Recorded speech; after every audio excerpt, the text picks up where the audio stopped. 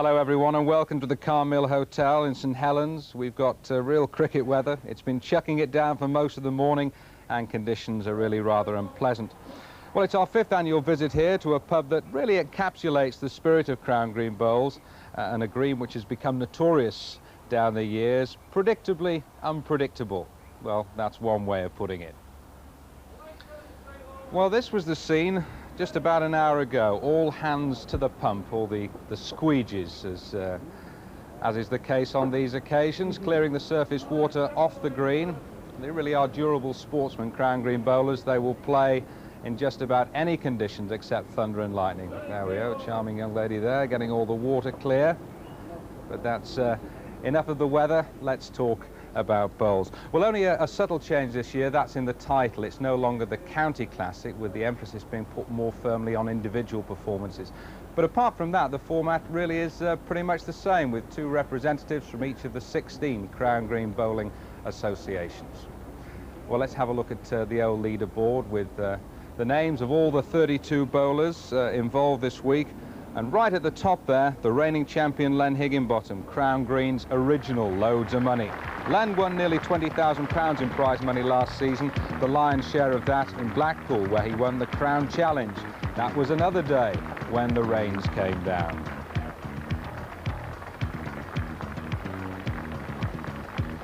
Well, a week later, the Higgy roller coaster moved to the Carmill, and he was bang on form again to win the Greenalls for the first time.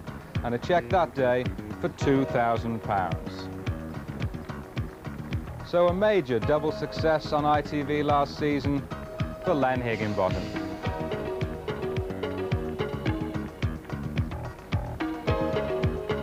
Well, Len's incentive this week, there he is even greater. Overall prize money is £8,000 plus.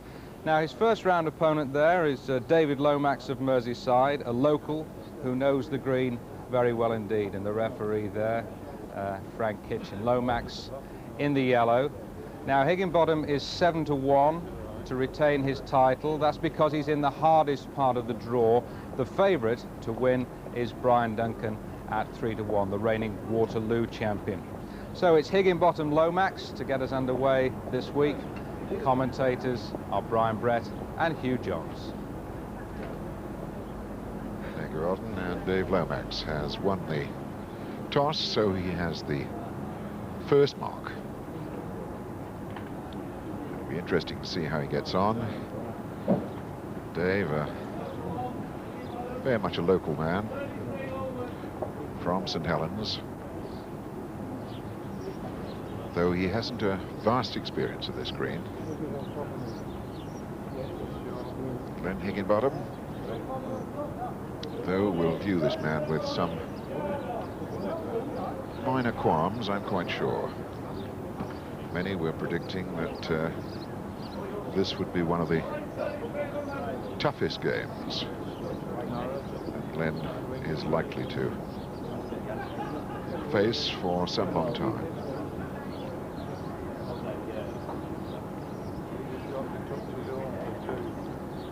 Len, a smooth, uncomplicated style, hasn't reached, and Dave Lomax is first man on the board.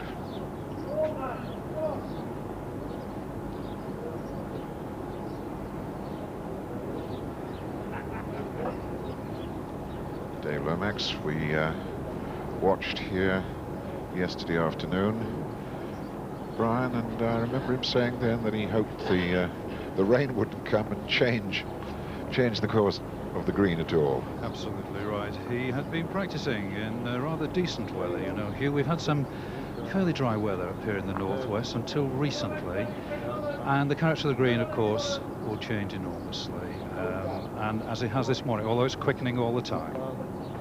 Yes, the drying wind has pushed away the rain clouds, at least for the time being. Oh, what a lovely bowl. That's the champion at his best.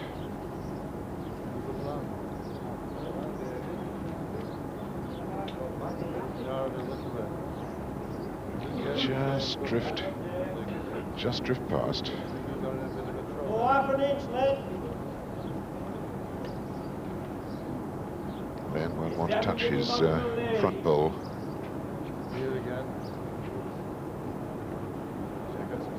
Satisfied with one.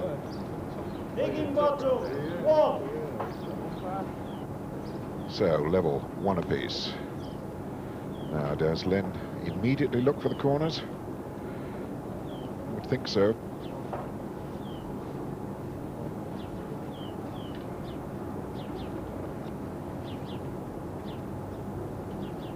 Yes, away over towards the tiny scoreboard in the right-hand corner.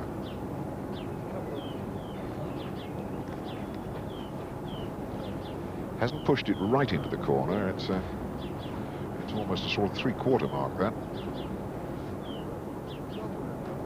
It's a good lead.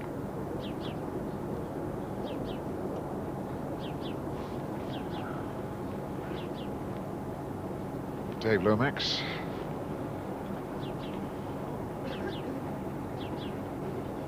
Missed the county match yesterday.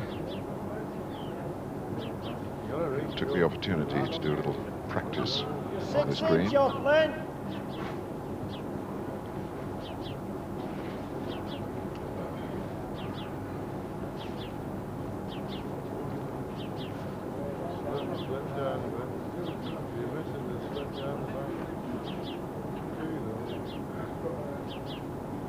Well, he's probably counting 2, but Dave Lomax must feel he can save at least 1 here. David. Frank Kitchen indicating to Dave Lomax that he needs to take a good 5-footer running off his first bowl. Lifting away now, lift away, get below it. Well, he saved 1. Higginbottom, 1. Len Higginbottom enjoys showing what he can do in front of the audience here at Carmill. And there's quite a decent audience here, I suppose, what, just after 12 o'clock, 5 minutes past 12 this Monday morning, despite the foul weather that greeted us when we first came here a couple of hours ago.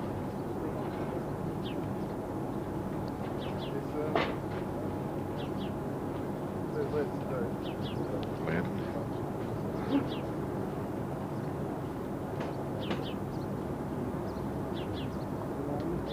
Len's bowl stopping about 2'6" from the jack. Dave Lomax didn't find it at all. He's gone flying out.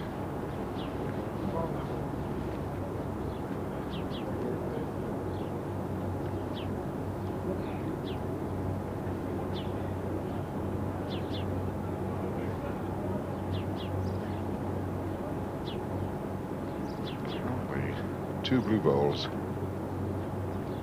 equidistance from the target. One to the right, one to the left. Nope. That's a count of 2 for Higginbottom, 2. Del Monte kid. Len Higginbottom thoroughly enjoys his orange juice during the course of a tournament.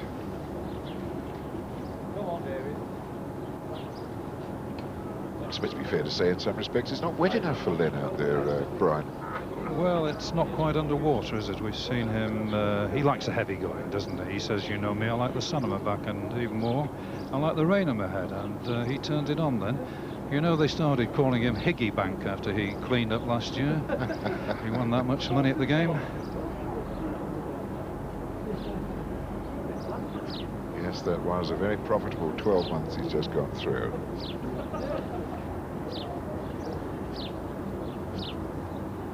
Very happy as the Lancashire away team captain to have copped for last year's county trophy as well. So it really was a fine year for him. Yes, they've also reached the semi-finals this stage. They beat Wales, I gather, yesterday. Had a difficult time in the away game, but had enough points at home to go forward to this year's semi-finals.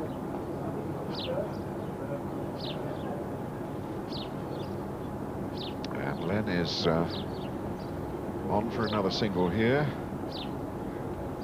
Unless Dave Lomax can alter the position with his second bowl.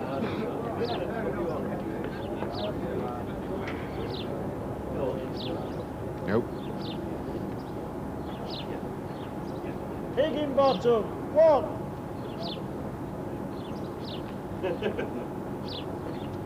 So after scoring a single on the first end, Dave Lomax has seen Len Higginbottom put a little run of 5 shots together.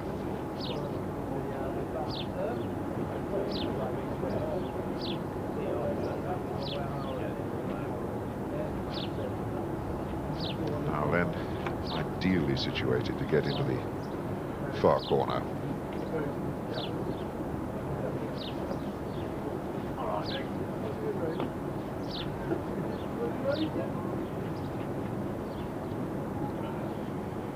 Finger peg mark with a little bit of an uphill finish. And didn't get the weight right there.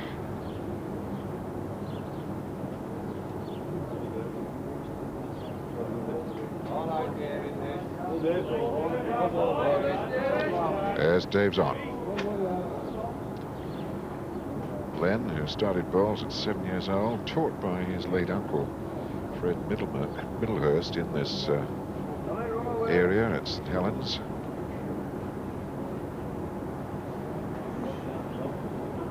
Unlucky. And I think Dave, though he's taking great care to get the moisture off his second bowl, will be very fortunate if he gets 2 out of this.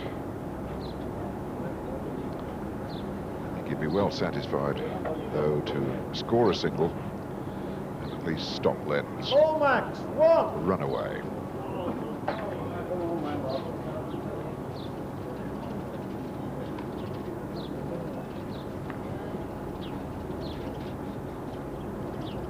I'm sure that would have done Dave a lot of good, because he's taken Len on the diagonal and beaten him. Yes, I think he was a little bit afraid of Len getting into one of these early game charges and getting away from him. There's not much of a form line. In fact, there's no form line here, Hugh, because David was telling us they've never played. And the problem for him is that he's a shift worker, and that needs some shifting because it's finished several yards short, a couple of yards short, so that the number of appearances in competitions is governed by his shifts down at the local cable works here. Oh, yes. Len throwing a challenge down to Dave then. Beat that one, he says.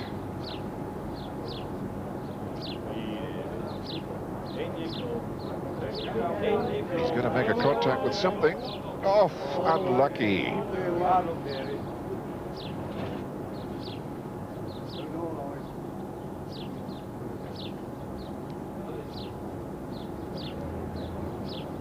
Now, can Len turn this into 2?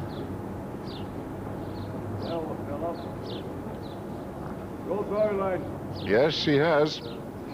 Higginbottom, 2.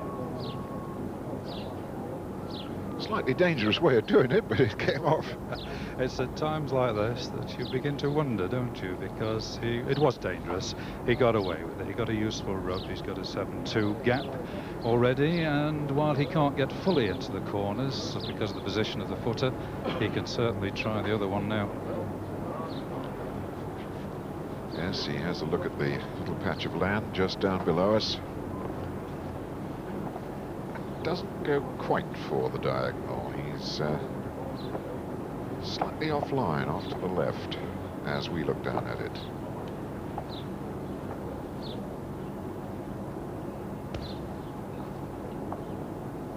Got it right.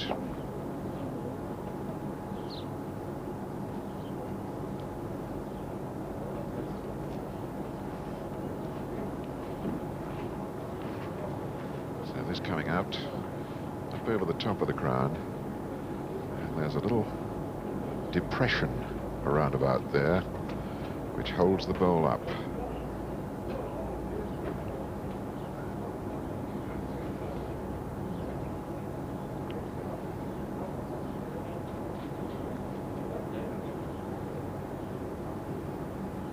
two outstanding bowls.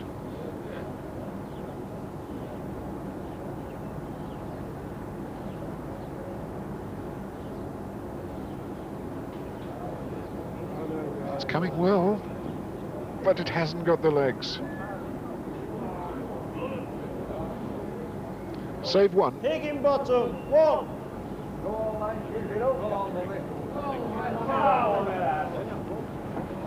A lot of good support for Dave Lomax around the green here at the Carmel. I mean, you need 2 on here when the people in.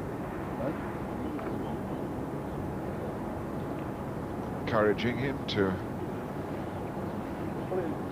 show what he can do against the man who's defending his Greenalls Classic title.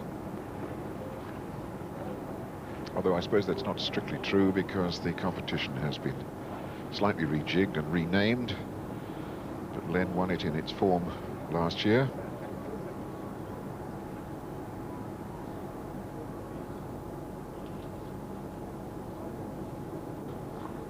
That was a fair collision. Needed that, or he'd flown straight through and out of the back.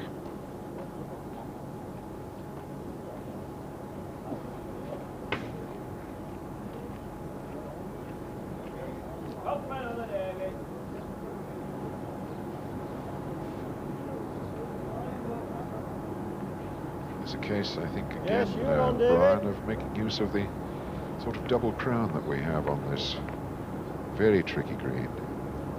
Yes, and it doesn't help the pace either. They do vary. He's got to be absolutely right, hasn't he? He needs to. There's no danger. Has he left it short? Yes.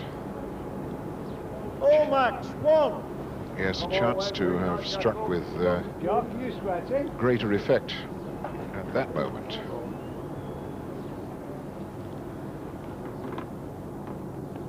There's Dorothy, Len Higginbottom's wife.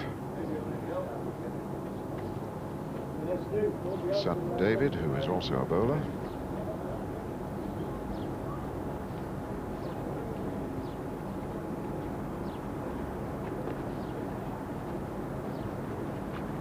It's a change of tactics here by Lummy Lomax, as they call him locally. And Lummy is not too bad there. It's a difficult piece of land. Run on, rim off, but on a good yard. Yes, there's a tiny little gully just past the jack, which takes the bowl on. Len didn't find it at all.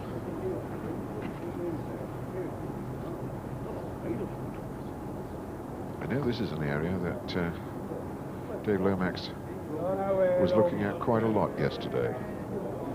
Now he needs to get over the top there. Ah, no.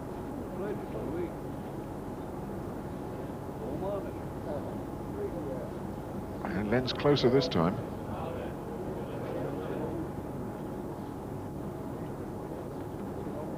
Is he close enough? Lomax, No, he's not. 1.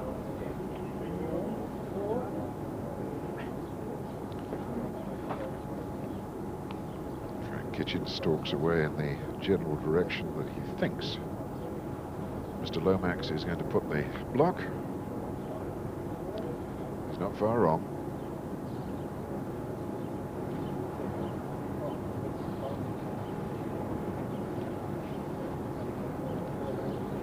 Quite a few little traps over in this area. Shallow depressions. Oh yes, that'll do nicely.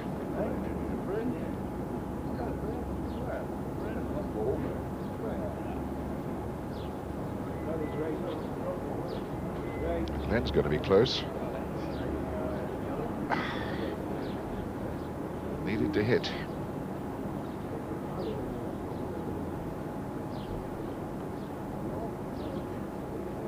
Gets a very smooth bowl away, Brian, isn't he, Dave Lomax? He's a very smooth character, actually. Both these lads, this ball coming in beautifully to rest. Both these lads very smart on the green. Good, well turned out and nicely turned out bowls there.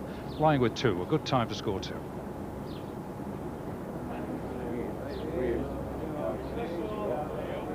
This is close. but not close enough. Lomax, 2. Come on, Len. Well, that's the first double that Dave Lomax has scored. And that really does close the gap now. Only 2 in it. Dave Lomax, who's pulled himself up by his bootlaces from 5-1 down to 8-6 down.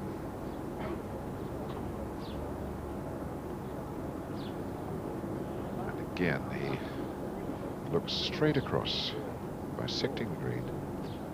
Straight up over the crown there. Looking to trickle down. But I don't think this green, the grass here, has dried out enough to make use of that little trickle downwards, Brian? No, that would normally surely have run down. There's a little bit more in this of Len's. He's put a bit of running into the bowl. It'll trickle up to the jack, because if you do get into that trolley there, it'll roll up to the jack, and that is going to be awkward to shift for David.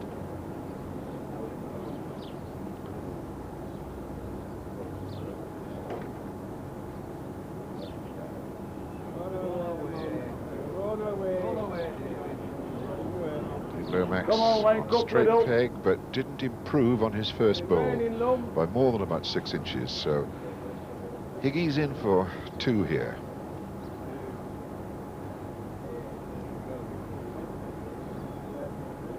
Yes. Higginbottom, 2.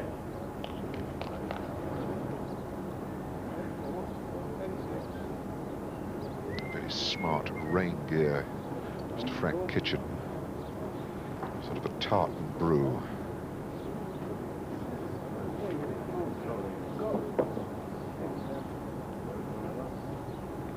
So Len away into the far corner with a 4-point lead.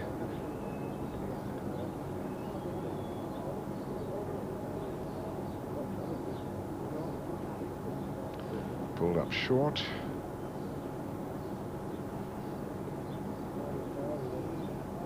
Lomax certainly doesn't plan to be short.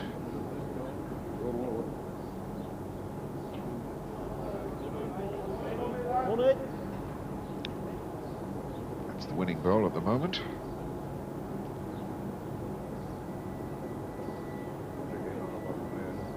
Way then, Len. Way, tell him way a bit. Now, has that stayed in?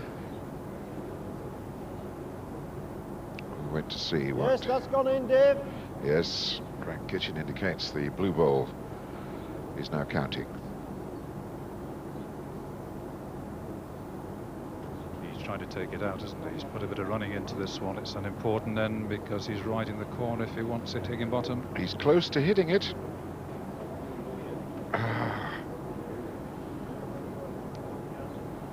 Higginbottom, 1. Come on, Len. So, then, now with a 5-point lead. And what's more important, the opportunity to play the diagonal.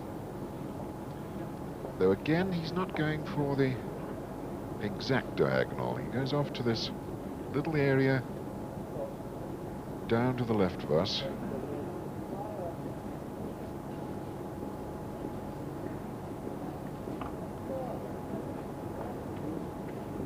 Whoa, whoa, whoa, whoa. Good lead bowl. Pressure on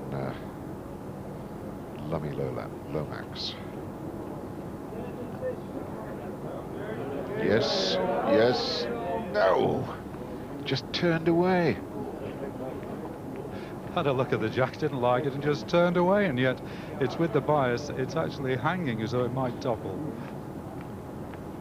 You felt that Just just like that one. had to come in. Well, Frank has a look. And as a good Merseyside man himself, Frank fancies the yellow bowl. That's he would. What about this one? Who fancies this? Turn back on itself. That's last. That's last. Last of three. Well, I don't think David Lomax can believe that. The road was superb. The Yeah. length just let him down. Very wise to come and have a look. Economic haircut, David Lomax.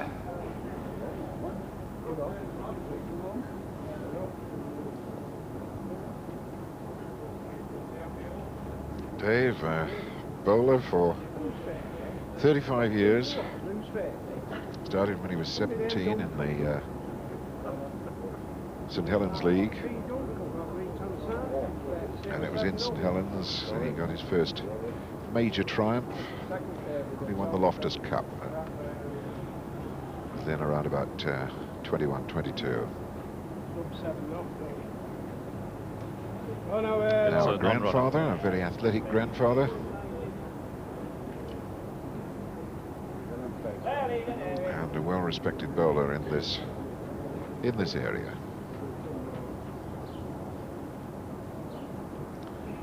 Well, he hasn't scored the one. Lomax. Scored the two, rather. He's got the one. Come on, Len.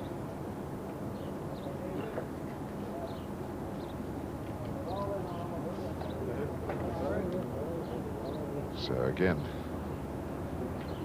Dave Lomax goes for this cross-green mark.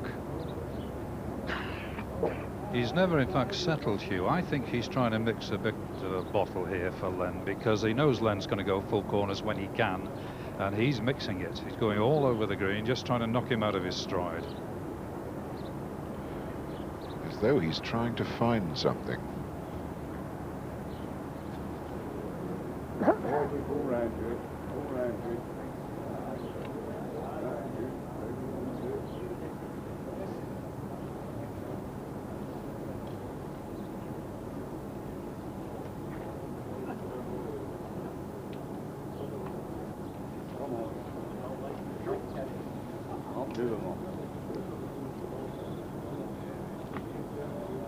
Still needed a little running, but it's got close. Only one.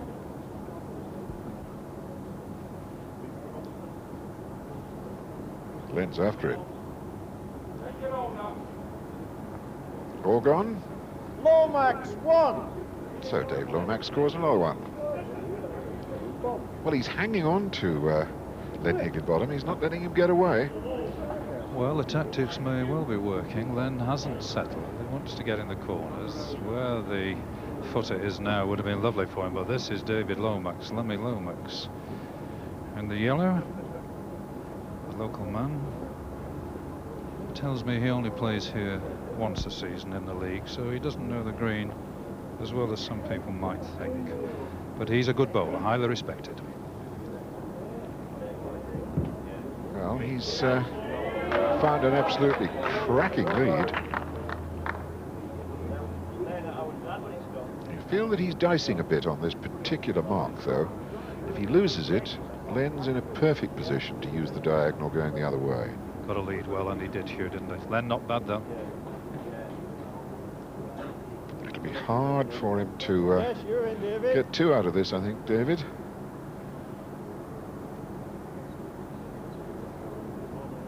He may look for some protection. He may put something right in the way, because Len would only have to shift the side bowl to count. It may not be right. Then coming fairly heavy. Could knock his own out. Got away. Got away with it. Lomax. Dave Lomax scores one. And that cuts Len Higginbottom's lead by 2 shots. Score, Len Higginbottom 11, Dave Lomax 9. We'll take a short break now. We'll be back with more live action in just a moment.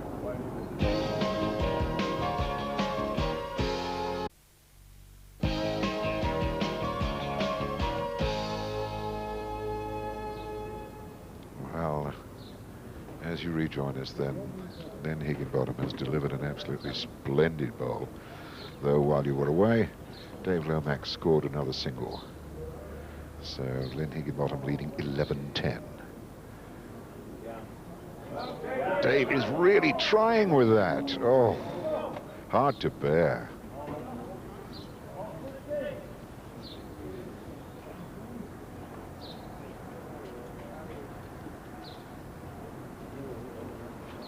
Now, does Len settle for the one he's got, or does he try for two? He does nothing dangerous. No, he does nothing dangerous. Just saves carrying the bowl up. 12-10, Len Higginbottom.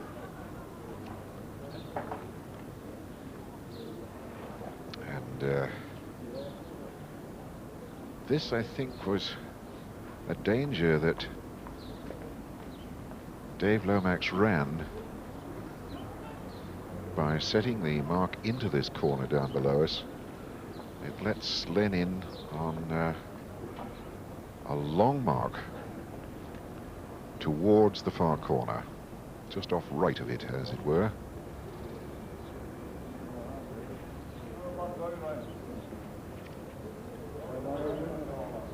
A straight peg mark.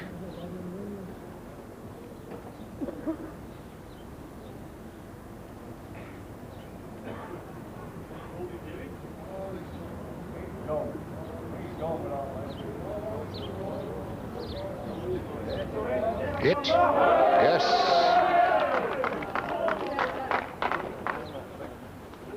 Well, he certainly got the bit between his teeth then as he went after that one.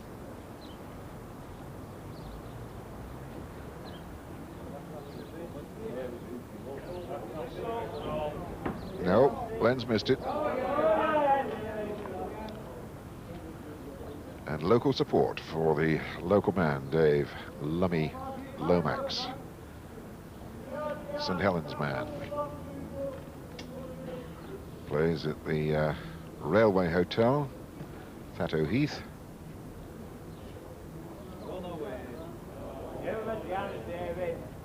Hasn't given that anywhere near enough.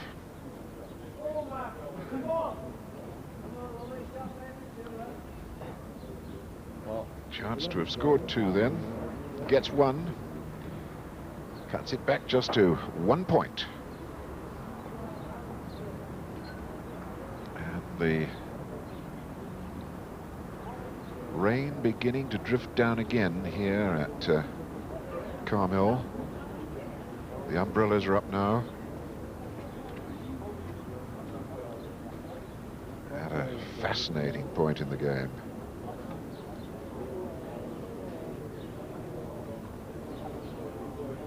David short with that, but not too much.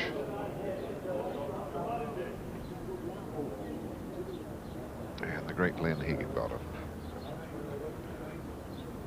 Master's degree in science and a master of the art of crown bowls as well.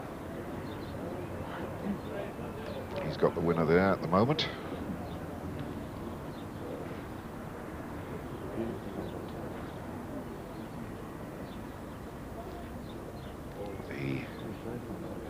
View of Elton and Roy Armstrong might be interesting at this point. They're down close on the green. Certainly is developing into quite a struggle, this, Roy, isn't it? Certainly is, yes. I'm a bit surprised that David's come here, because this is just the kind of mark that Len likes, you know, just the kind of length he likes, pretty straight. And I think really what David should be doing is trying to keep Len out of the corners and going across the middle of the green. That is the best thing to do with Len. This is just up his street. Who do you think is lying shot here? I think Len's in. Yes, look at that, wheeling right the way around. It's almost got another. So that really is a very, very important end for the reigning champion. That looks like it's going to take him 14-11 in front, 3 chalk cushion. More important again, he's going to go back down in the other corner. He's going to make sure that he's going 45 yards all the time, which is the length he likes to play. And of course it's raining a little bit harder now, Roy. I mean, he won't mind that too much, will he? No, he tells us all, you know, he tells us all he likes it sunny, but the strange thing is, he plays his best games when it's like this. Did right, Roy. We were saying this, Brian and I, earlier, that in fact it wasn't wet enough out here for Len. And now as the rain comes down, what are we, about 25-1 here on what started as a very wet morning and is becoming even wetter as we look down on the green.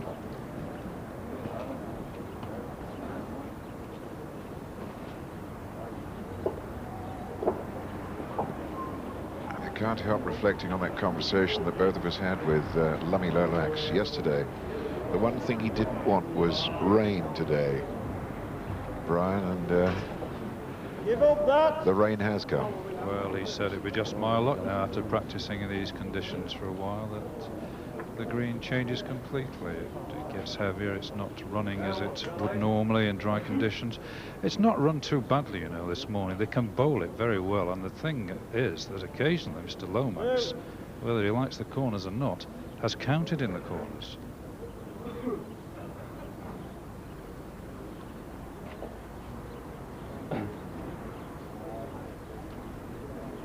That's not going to come back from there.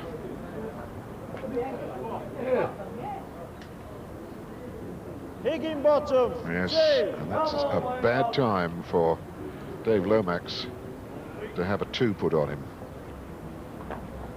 2s back-to-back by Len Higginbottom. Takes him from 12-11 to 16-11. The umbrellas are up and the heavy gear being worn by the spectators braving the elements here at Carmel.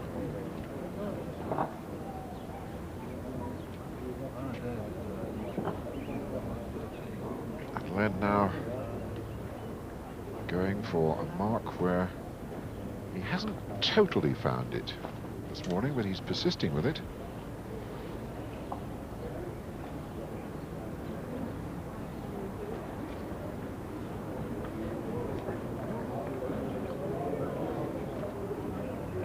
Trying to work against the slope.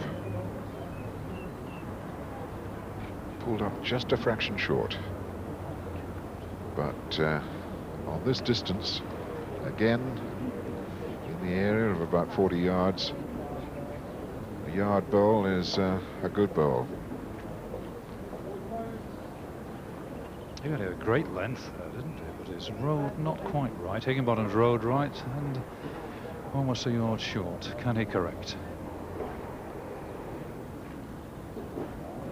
Needs to slow up now or hit something.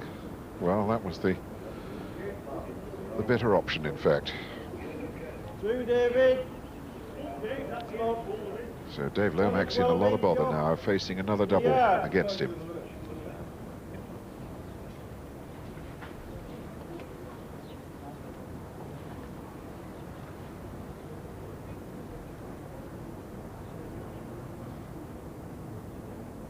Set that one a long way out. Doing the trip. He's doing it. Go, go, go, yes!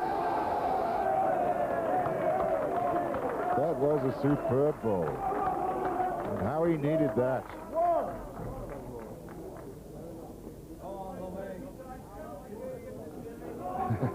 Dave Lomax with the support of the crowd now.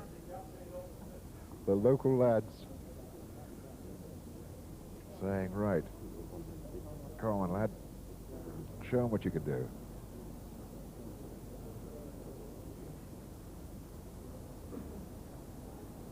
Gambling all the time here, isn't he? He's looking for the mark he wants, regardless of the corners and regardless of the way he could let Higginbottom in. Higginbottom, the master corner bowler. But he's got to lead well.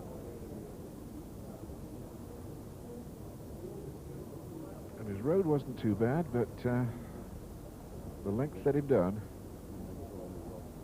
Len now knowing what he's got to do.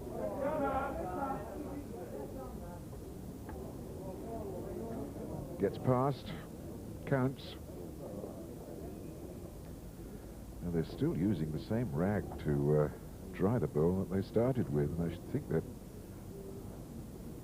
the bar mat or whatever it is soaking wet by now. Probably putting more water on the bowl than it's taking off.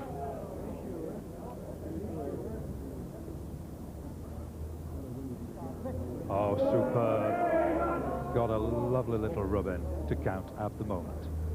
Higginbottom still final say at this end.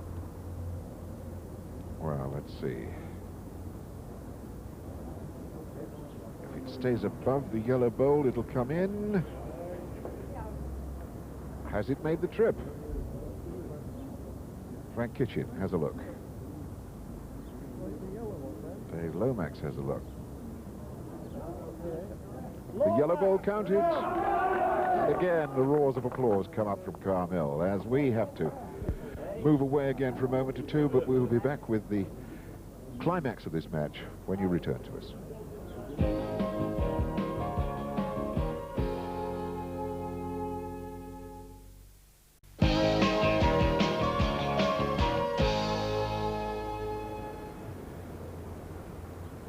Well, while you were away, Len Higginbottom picked up a single of the highest quality when Dave Lomax was holding 2. And Len came up with the last bowl and scored a single. And so Len is now in front 17-13. And of course Dave lost the advantage and allowed Len to set a mark out way across the green into the corner.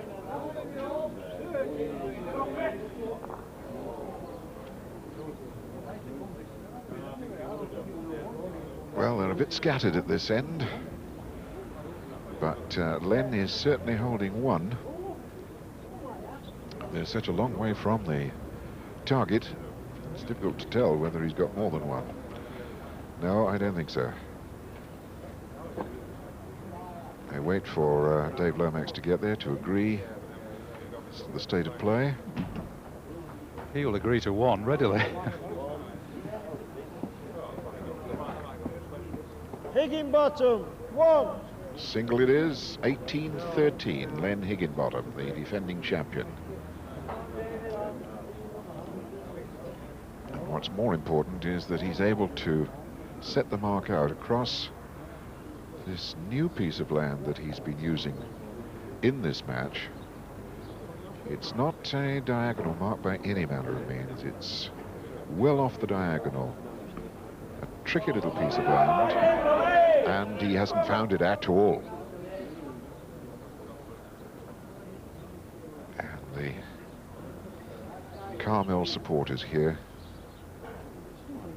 inviting Lummy to get on the road. Will it stay on the green? Just about. That is the danger, Hugh, isn't it now? Anything past there is in the ditch. It's a good bowl as it is. It is indeed.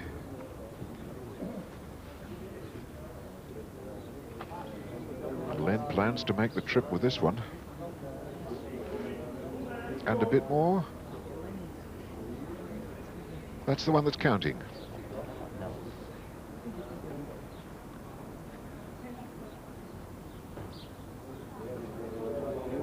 Oh, what a battle this has been. I think it was fair to say that Len Higginbottom anticipated a battle with Dave Lomax, Brian, before the match even started. Well, he did. He knew there was some local knowledge and some local support. Measures. Well, we're having a measure to sort this one out. This is the first measure that we've had in this match. Yes, 26th end. Harry Smith and Harold Taylor, the men entrusted with the job of deciding this one. Certainly from our angle up here, I'd put money on the blue ball being in. Well, they're good judges, aren't they? They've never questioned anything. They've sorted it out between themselves, so this is going to be terribly close. Can they split them? Yes, first ball, Measure. First ball. Blue ball. Yes, the blue ball was in. 1. It was worth a measure. So, Len now in striking distance of a place in the second round. 19-13 he leads. Looking for a double here.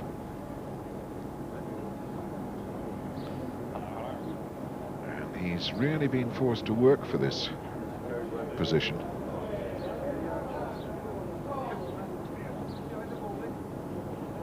Got a chance. He's left it open at the front here, Hugh. He's left his bowl 1.5 yards, maybe 2 yards short.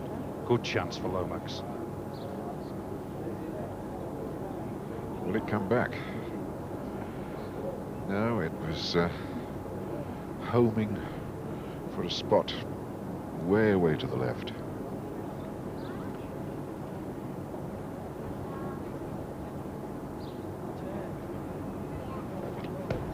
soft hiss as the bowl skips over the water.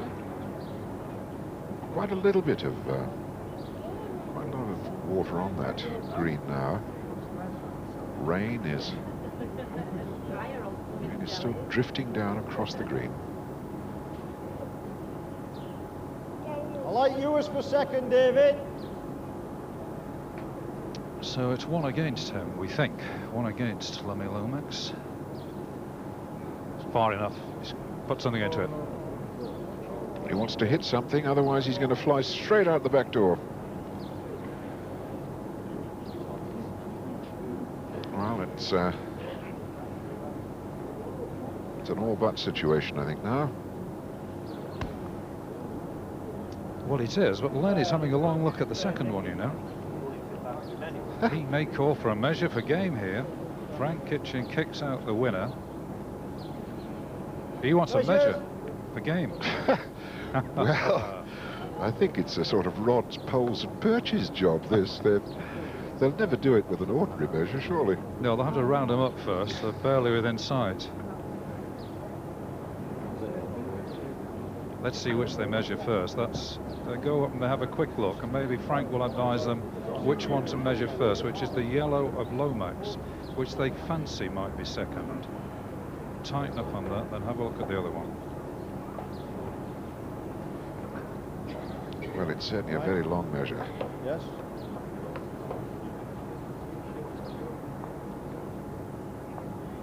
Higginbottom, 1. Frank didn't wait for a second, Frank Kitchen. A single, he says. So, 2013 to Len Higginbottom, the defending champion. Man who was the envy of every other bowler in the Crown game, I think, last season. Even one or two of them who won big major trophies. This man, Len Higginbottom, cleaned up. Well over £20,000 he took out of the game with some style.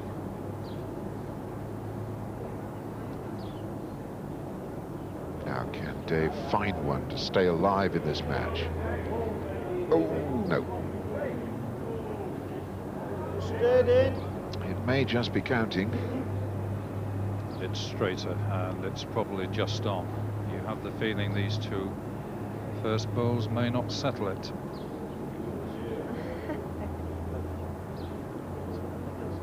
The winner. That's the winner. So Dave Lomax has one bowl left to stay alive in this first round match.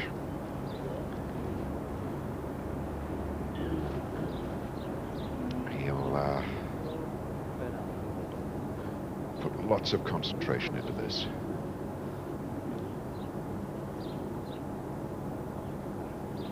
Can you tell anything about the droop of his shoulders? How does he fancy it himself? I think he likes it. He likes his you. Yes. Lomax, 1. He stays alive. 2014. The score in Len Higginbottom's favour. With the block on it in his hand, Dave Lomax faces the situation, how best he can place a mark so that he can retain that block for another 3 or 4 ends and score the 7 shots he needs for a real upset.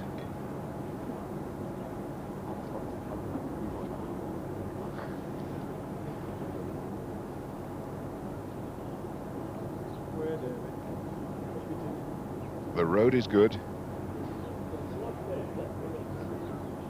Fairly close. Perhaps not close enough.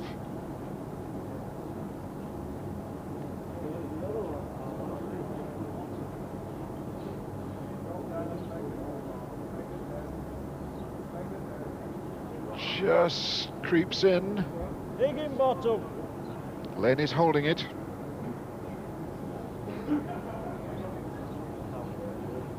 So once again,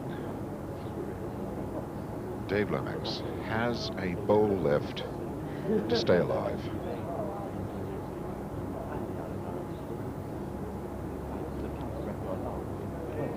Everybody concentrating on this delivery, particularly Dave Lomax.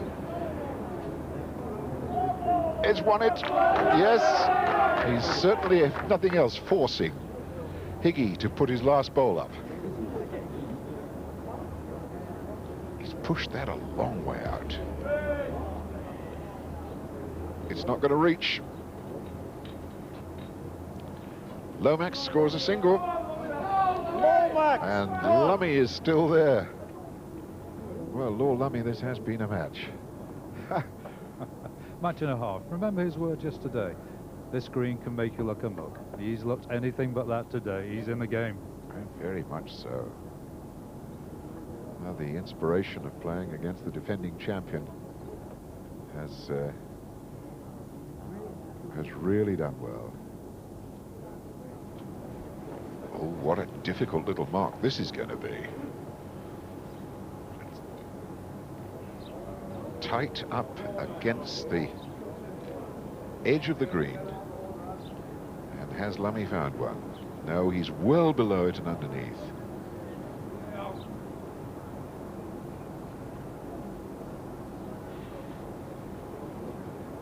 Now, has Len found one? It's going to be short. The road is good, but it's short. So this end is still wide open.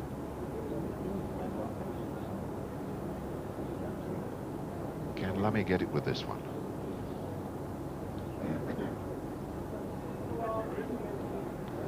Well, the weather hasn't beaten us this afternoon, but time may have done.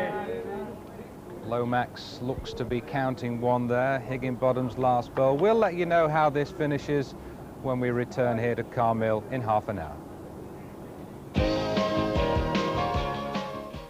Very good afternoon from St Helens. We're anticipating some excellent bowls today, and with every justification with the second round starting shortly. But between now and news time, let's wrap up the first round, starting with an exceptional match between two young bowlers, Richard Everett from Stafford, just 19, and 30-year-old Jeremy Muff from South Yorkshire. Now, the commentators are Roy Armstrong and Brian Brett. Everett's in yellow, and he's got the jack.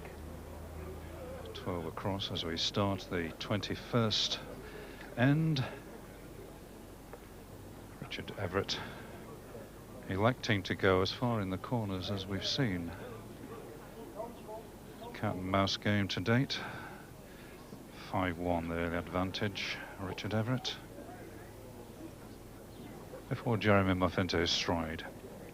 They levelled at 6 across.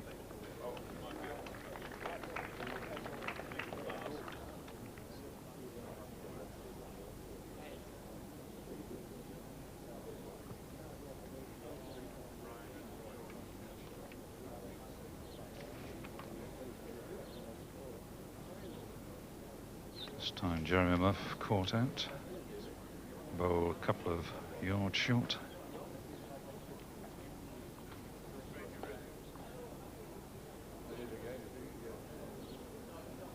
Good coupling up by Everett. Bowling well, isn't he, Roy Armstrong?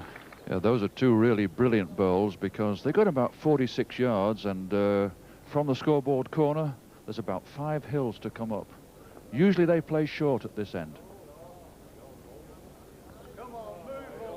This is trying hard, isn't it? There's a gap. Could it be? Well, it leaves 2. And there we are, Len Higginbottom watching it all, smiling, enjoying it.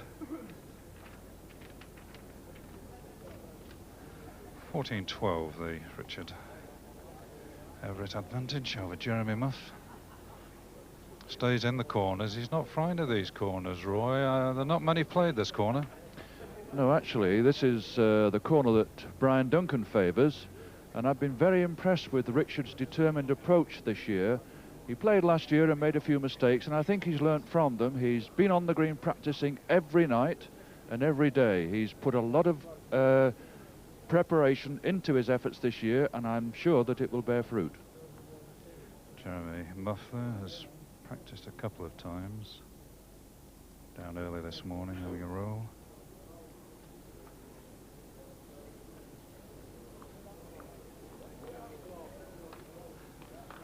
Excellent.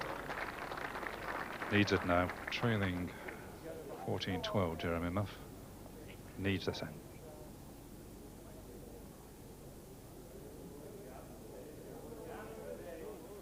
Good bowl. Excellent stuff.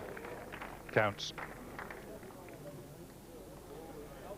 Well, that's enough to take Jeremy Muff away from the footer just to make sure. One against him.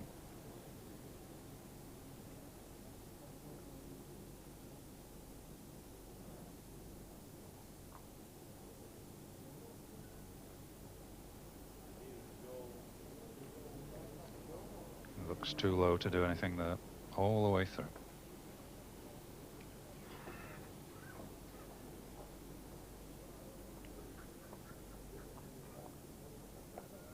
Plenty of support down here this morning. John Bancroft on the left and Jack Everett, father of Richard there, watching the man in the glasses.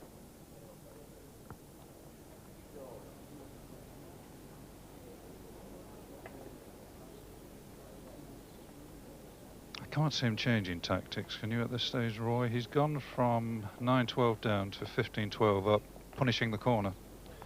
Yes, this is high quality bowls. You know, they're playing something like 55 yards here, and playing bowls to within 2 feet is really good.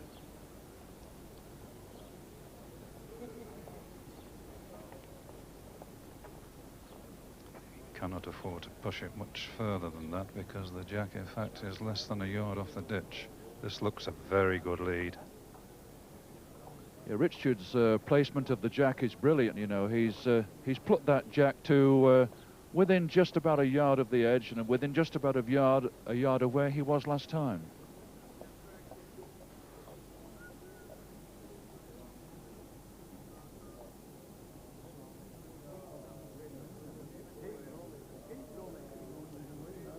Is he far enough? He's far enough. No, he's not. He's a foot short. You're on, Richard. Richard Everett, aged 21. Bowls and accessories dealer. Way off the land, and the length all wrong.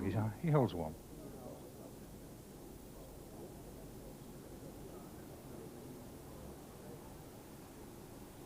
Referee and markers. Watching, waiting. We've not needed a measure so far. Well, they've condemned that one. Looks well short. No legs.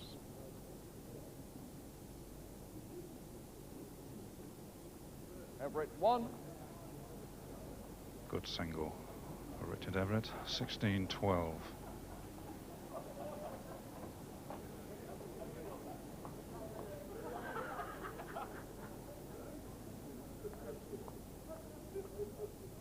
What sort of distance is this, Roy, as Richard heads back to the corner at 16-12? Yeah, this is the downhill part of the green. The feature of this, they're playing finger peg just underneath the crown. They must not be below the jack, playing something like 55 yards. And getting within what? Getting within a couple of feet of the 55 yards.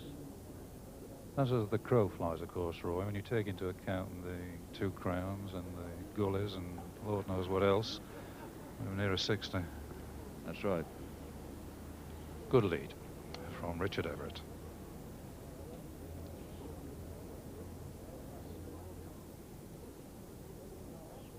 He's trying for him.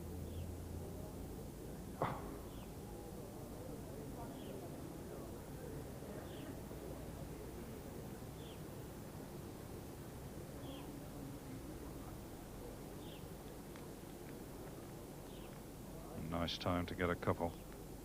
Very long mark. He's got him. He's got him.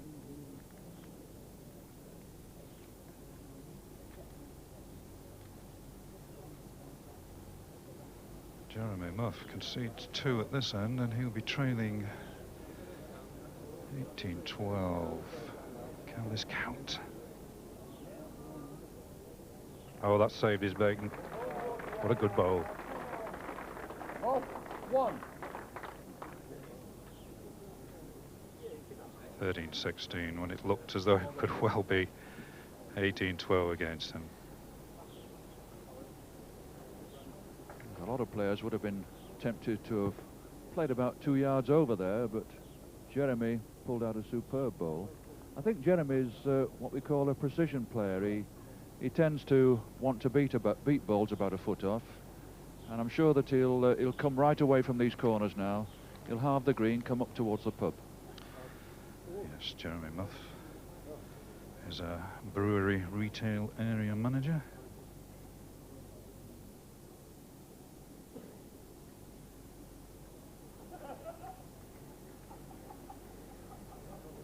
Completely changed the land.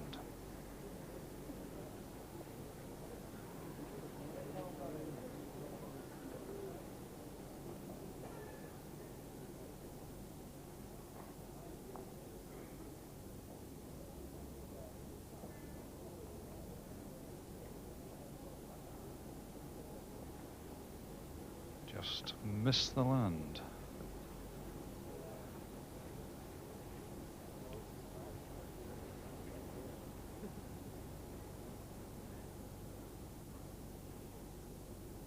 Nice style there from Jeremy Muff. Leaderboard in the background as he delivered that ball. He may not get the trip. He's well short. He sometimes finds them out, Roy, doesn't it, this change of length? Yes, Jeremy actually looked down at the ground when he delivered that ball, and it's something that happens quite often at Carmill, as we've been saying this week. He hit one of the bumps just as he sent it, and it took 3 yards out of it. Well, we have the firing shot here, the strike, just trying to take out the winner, takes out the short bow. Well, eventually that was a good bowl, the one that dropped short. Still leaves 1 to Jeremy Muff. Muff 1.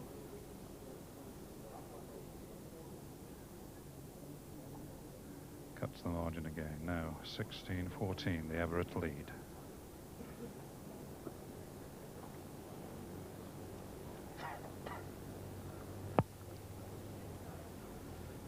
He's a bright boy, is Jeremy. Queen's College, Oxford University, Master of Arts degree in Classics. Some strange qualifications needed to work these days for brewers.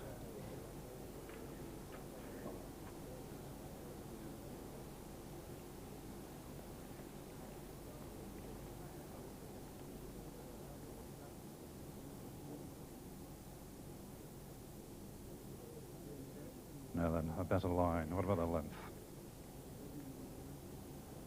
Yes.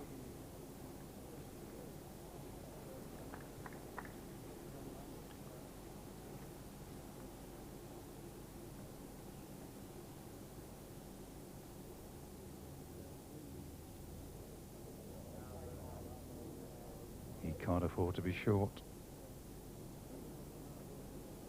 And just pulled away.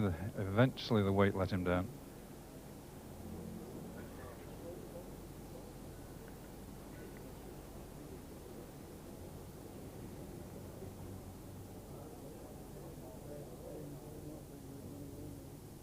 And just the single, good chance for 2. Richard missed out. Everett 1.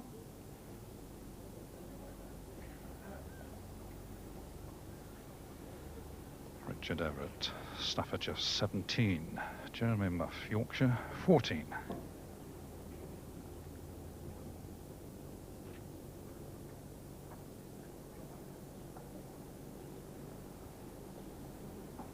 Yes, he's switched. He's now going to try the other corners. He's playing just beneath the commentary position. The corners, they reckon, are slightly easier, Roy. Yes, Richard's playing thumb peg, straight peg, bias towards the crown, playing about 40 yards. Once again, the feature of this mark, not to be below the jack. It's a falling mark. The bias of the bowl not being sufficient to hold it up. So they're playing just about 2 feet above the jack, and he's led one about a yard off.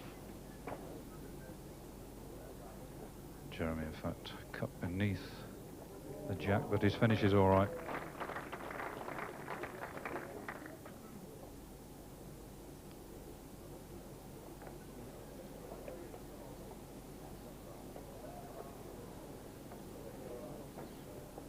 Just about missed out. Jeremy Muff lying with one. Bit of danger here, Roy, isn't there? That's why he had a long look. Yes, he's got to take a chance and just go for the gap. There is a gap there of about 2 feet. He's got to take a chance and go for it. Well, he's a slightly different approach. He's hoping to get round the short bow. Oh, beautifully. What a good bow. Good two. Jeremy Muff. Muff, 2.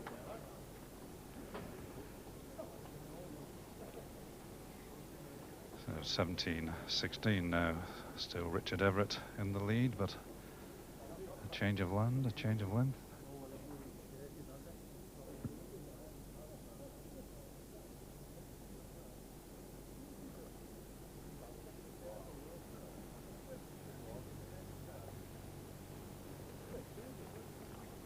I can't recall this being played so far in the competition, Roy, this mark. No, Jeremy's playing finger peg, playing round peg, bias towards the ditch. It's got about 35 yards. They've usually played more directly over the centre of the green. This is just to one side. Good lead.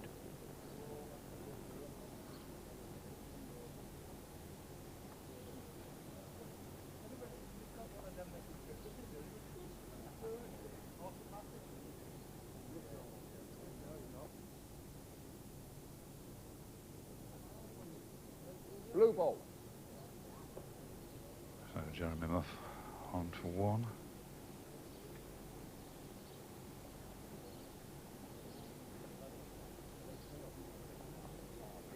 Oh, the head was hung very quickly after the delivery.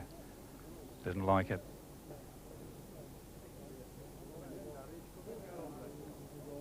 Well, that's why.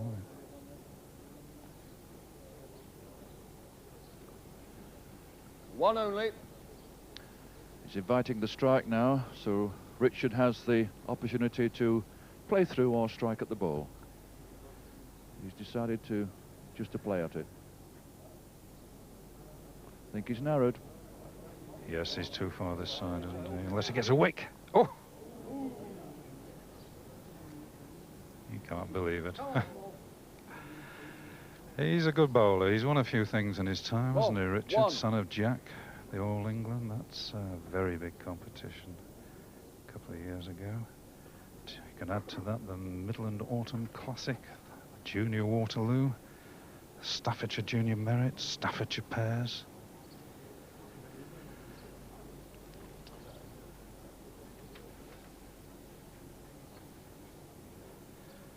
But we're all square now.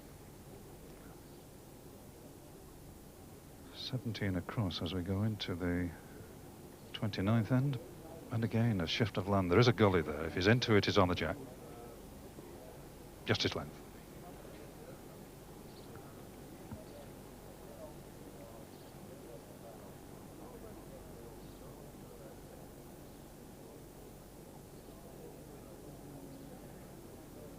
Oh, Richard fighting now at 17 across. Plenty of supporters down here. And down in the crowd, his father Jack talking to Elton Wellesby. I think now, Jack, we'll see the sort of temperament your young man's made of, won't we? Yeah. 17 across. Yeah. He's hard.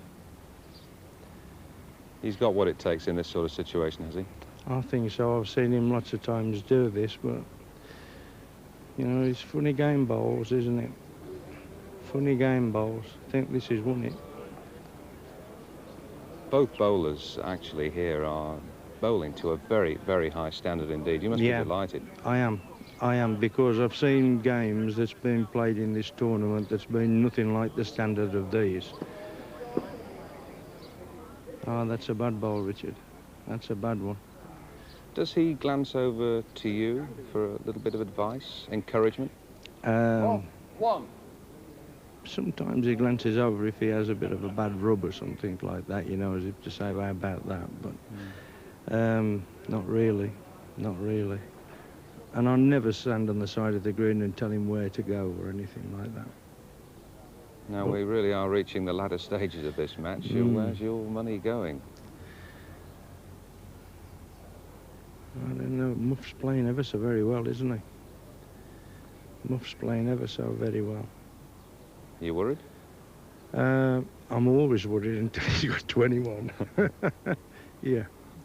I'm always worried till there's 21 got. Thanks, Jack. All right, 18-17, Muff leads. That's the yellow disc bowl of Richard Everett. But Jeremy Muff is bowling well, as Jack Everett just indicated. He is a fine bowler, Jeremy Muff. Very bright boy. Won 3 majors last year. Not able to play as often as he likes now because of his brewery duties. 2 here would be very nice. Indifferent. This is so important now for Richard Everett. He's down 18-17. As this ball comes in, can it change things?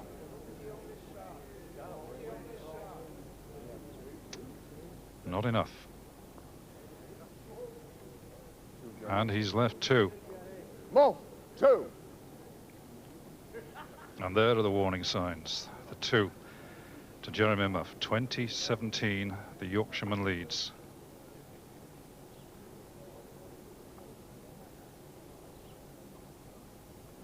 Roy, is he going to do the old dodge of finding somewhere different?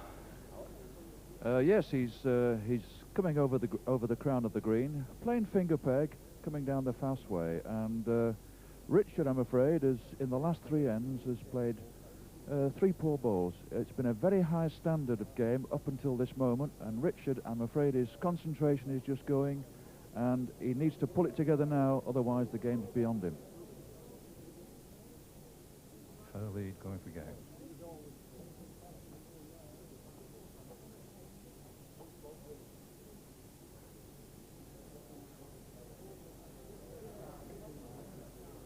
Now Everett, is he in the gully? Can he improve?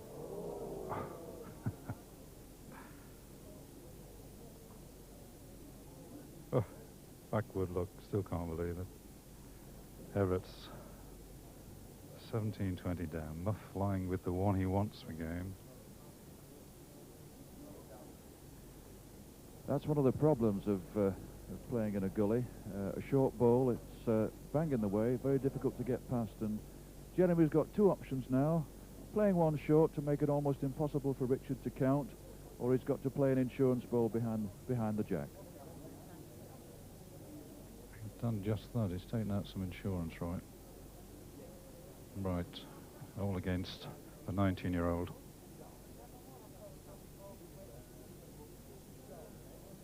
Looking for the gully, looking for the length, looking for the line. It's not going to get there. Nope, that's it. He kicks the bowls in. Jeremy Muff, a good winner, a fine game. He wins. Jeremy Muff, Yorkshire, 21. Richard Everett, Staffordshire, 17. Yes, 21-17 to Jeremy Muff. Young Richard just losing control, really, at the critical phase. Well, if we got some weather here in St Helens this afternoon, it really is throwing it down. Weather for Len Higginbottom and ducks. But still, some of the crowd have stayed with us to see that match between Len Higginbottom and John Bancroft this afternoon. That's the match you'll be able to see at 1:30. Anyway, in contrast to the match that we have just seen, the last of the first round games featured 2 men rich in experience. 54-year-old Reg Poynton from the Midlands, 47-year-old Bob Wilby from South Yorkshire. Nip and tuck, as they say, from start to finish. It's the last end, 20 across.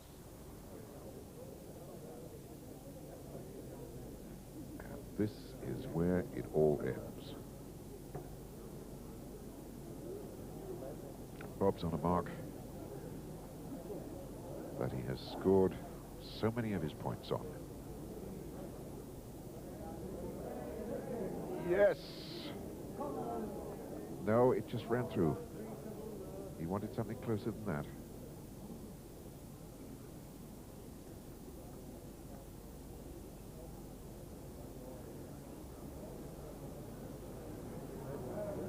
Finger peg, bias towards the crown, and oh, a lovely bowl. But it's a target. It is a target.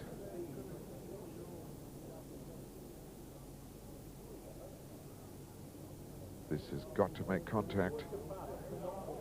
It's got to make contact. It has. Who's in? Bob Wilby's in. And down at the green side,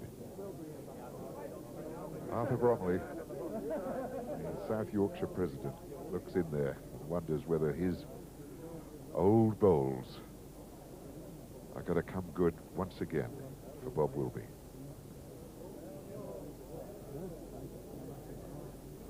Arthur Bromley, the South Yorkshire president, who sold his bowls to Bob Wilby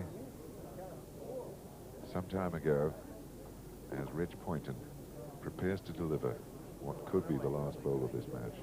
What will be the last bowl of this match, because it's not firing, it's not going to be a dead end. Oh, what rotten luck. Missed by a whisker. Wilby won. And Bob Wilby's got it. Reg Poynton picks up the mat. Disconsolate. He's out of the competition in one of the finest games I've seen here ever at Carmel. Bob Wilby, the winner. 21-20. Well, a great finish there. Roy Armson, from two men of your generation. Thank you. Yes, it was a really good match. It was a shame that one of them had to lose, really. They both played well. I'll tell you what, Roy, let's have a look at the top half of the draw and the bottom half of the draw as the second round is about to get underway. Len Higginbottom against John Bancroft. We'll be seeing that match at 1:30, and what a cracker it promises to be. Bruce Conway, Gene Barden, Tony Gilroy against Steve Ellis, former Waterloo champion, and Peter Varney against Colin Kelly. That's the top half of the draw, and possibly more difficult than the bottom, who you'd expect, really, Glyn Cookson to come through from the bottom half, along with Brian Duncan, the reigning Waterloo champion, who plays Ian Rigby. David Copeland will play Tony Poole. Jeremy Muff against Bob Wilby. Now, Roy, the game we're going to see at 1:30, the one we'll be featuring, really, is Len Higginbottom against John Bancroft. We've been saying for a long time that we expect it to be a cracking game. Yeah, I was talking to John Bancroft this morning, and he was saying that the green was a little deader this morning. Well, of course, with the weather we've got now, I mean, he'll feel it's in Len's favour, but nevertheless, John is no slouch in these conditions. He'll do well. Right, thanks very much indeed, Roy. Well, I think we can safely say we've got Higginbottom weather here. It always seems to rain when Len plays. That's probably why they call him the reigning champion. He is the holder. We'll be back at 1:30 for his game against John Bancroft. For now, it's time to get out of the wet, I think. It looks very much as though Len, if he can get this second one now, is going to win the Greenalls County Classic, and he has. Arthur Murray couldn't keep his run going. Yes, we've got the holder with us this afternoon, Len Higginbottom, who won the Greenalls last year in the final against Arthur Murray, taking his prize winning on ITV to about £16,000 in the matter of 10 days. Well, they say when Higginbottom plays, it normally rains. It was earlier, but not now. It's a lovely afternoon. So will it be Higginbottom or will it be Banjo calling the tune? Oh, that's perfect. Oh, yes. Well, Banjo is strumming away nicely down there now. Great stuff. I'll tell you the derivation of his nickname Banjo, but it would take too long at the moment. I'm going to leave that to Hugh, who will explain momentarily because he's an expert on the issue. The music, by the way, dueling banjos from the film Deliverance. Quite appropriate. Right, well, let's see the state of the match, and I can tell you that Banjo is strumming along quite nicely at the moment. He leads the holder, Len Higginbottom, by 9 chalks to 3, but Len has just picked up on the last end. It's his jack, his first bowl, as we join our commentators, Brian Brett and Hugh Johns. And it is Banjo. In the yellow shirt, Banjo Bancroft getting his bowl away. And as Elton said, Banjo comes from, the early days when he's, 14, 16 years old, winning the Hyde Park Handicap, the Saddleworth Open, beating a lot of people in those days. And it's a North Country expression, banjoed, to destroy, to thrash, to demolish. And everybody was saying that John Bancroft has banjoed another one. And it's stuck.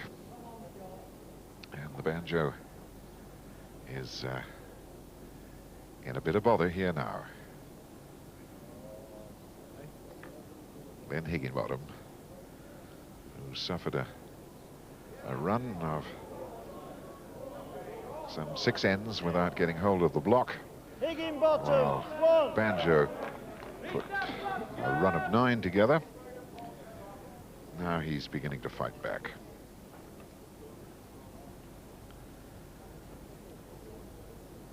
Just after 1:30 here at Carmel, and you wouldn't think, looking down at that green at the moment, that we had torrential rain here. Just after 12 o'clock for about an hour, everything was soaked. And Len Higginbottom, the new rainmaker, the man who loves to win in the rain, really thought he was on something good. Well, he's on something good there.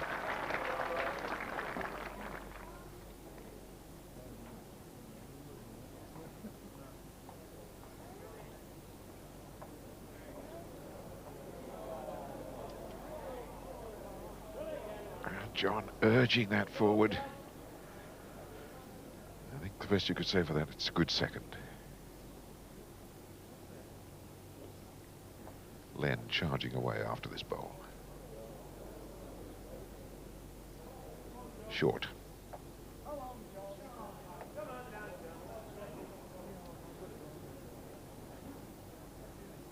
Very resolute, determined young man, John Bancroft, from Matley and Hyde in Cheshire.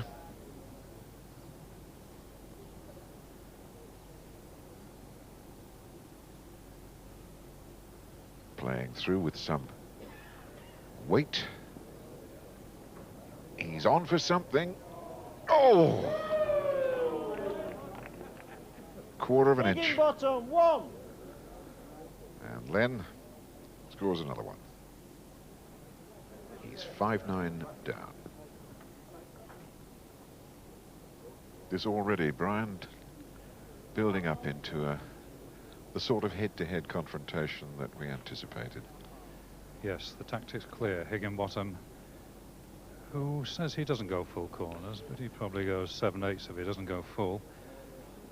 That's where he's going to pick up his points. A nice little run in the early stages by Bancroft. 30-yard mark, trying to get Len playing a yard through and missing. This time he's gone deep into the corner, Hugh. Oh, that is a very difficult mark. That's almost in the gutter.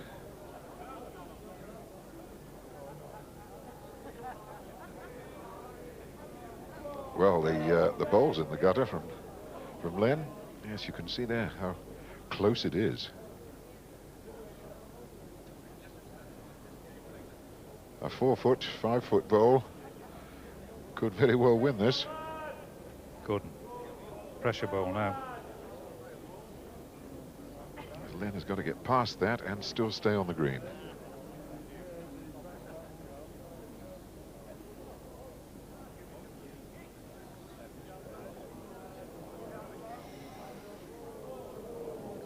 Just about done it. Higginbottom. Yes. So now the pressure's on John Bancroft.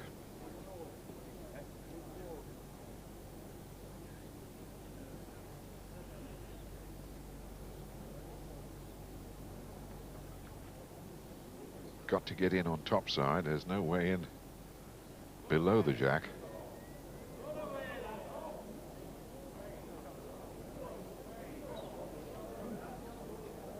Higginbottom. Gave up. 1.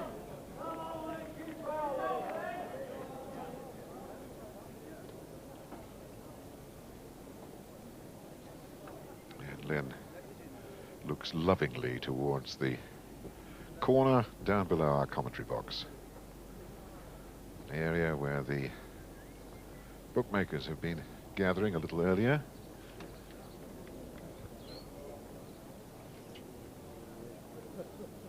Brian, you were down there having a look at the odds. What was the situation? Yes, immediately before they started, Bancroft even money and Higginbottom, the favourite to win the tie, was 6-4 on, and there was a fair bit of money around, and no wonder with a lead like that, corner to corner. Here we're well over 50 yards.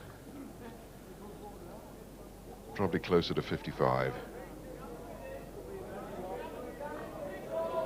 Touch something.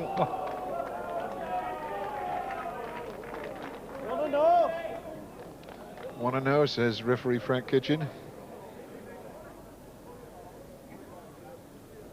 But Higgy's already got his bowl on the road. Has it got the legs? No.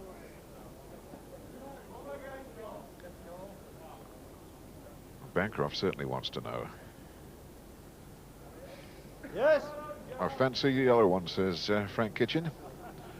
And he's got a pretty good judge.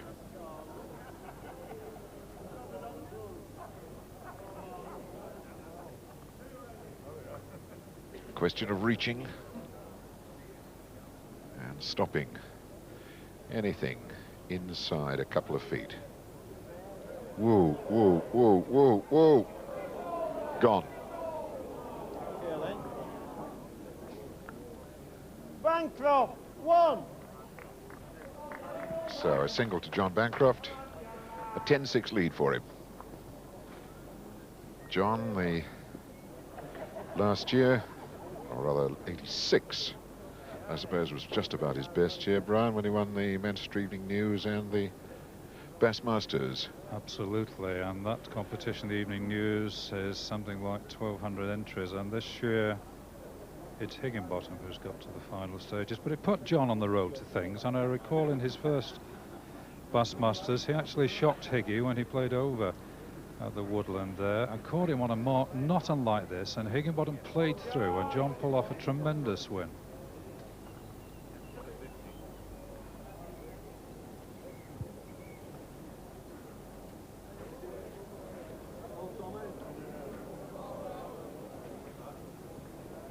Right. John now.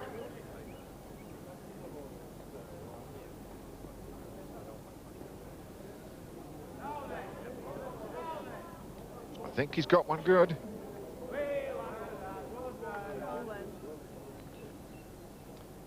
Yes, and they're getting him very, very close. Just want some confirmation Bancroft, by Higginbottom, and the bad news is that John Bancroft is lying 1.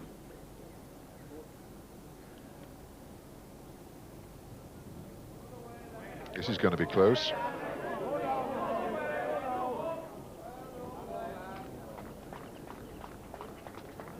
Is it close enough? Won it, John? Yes. Okay. Higginbottom, 1. Good ball.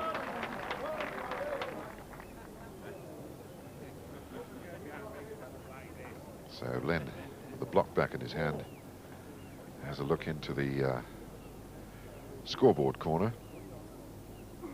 the right-hand corner, as we look down on the green from just to the right of the Carmill here, Carmill Hotel on the East Lancs Road. Skies still heavily overcast, but no rain falling at the moment. So the spectators who were sheltering in the pub an hour ago are now out and intently watching this fascinating contest.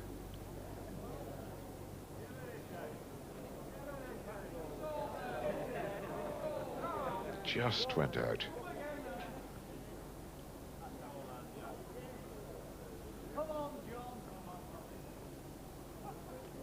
Len Higginbottom, away county captain of Lancashire, and down greenside, Elton and Roy have a close-up view of this particular end. Well, Len very much in pole position on this end, Roy, but John's been playing exceptionally well, hasn't he? Yes, it's a game where it goes with the jack. The green's a little bit difficult just now after all that heavy rain. Whoever has the jack is liable to have a break. But John's got a shot on here, of course. Len's actually touching. And John's looking to see if he can make a connection with the front ball. and spring the jack to the furthest back bowl. It's very much flat green tactics, that It certainly is, yeah, yeah. Let's see what he does now.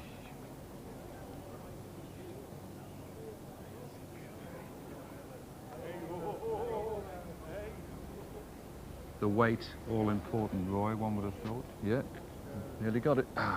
Just on the narrowed side. Higginbottom, 2. No, 10-9, Banjo's favour. Now, where do you think Len's going to take him now? Len's going to go out of this corner, right up the hill. He's got to go over about 4 or 5 hollows here, which will take a lot of the running out of the bowl. Len's aware of that, so he'll push it out very hard. He'll go about 45 yards, right up in that top corner, under the leaderboard. There he goes now, pushing the jack up very hard, playing thumb peg, just under the crown, all uphill. As he was telling us yesterday, he was quite insistent that he doesn't play full corners. Well, I suppose he's right, really. He's not quite in the corners, but nevertheless, it's quite a long way, especially with all these Humpson's hollows to negotiate. I think John will be aware of it.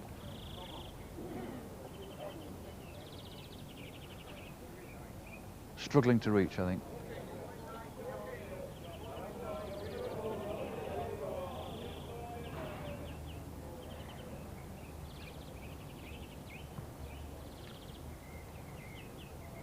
At this stage of the game, Roy, I would have thought it very important for John to get the block back and dictate the tactics, because when Len's playing these sort of marks on a fairly heavy green, he's very difficult to catch. Yeah, that's right. John's tactics will be, once he gets that jack, he'll break the length down, keep Len away from this length, go across both middles, across both centres of the green, around about 28 yards.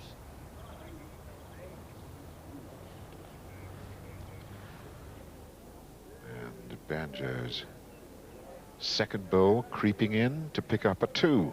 And he has got the block back, and that, as Roy said, was what he desperately needed at this moment. The look on John Bancroft's face.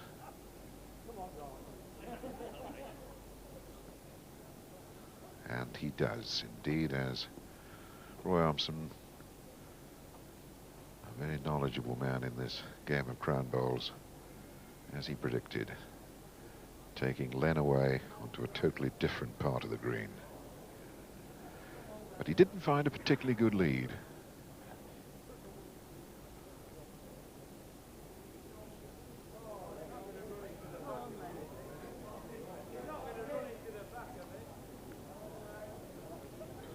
Higginbottom. Len just in by about an inch or so.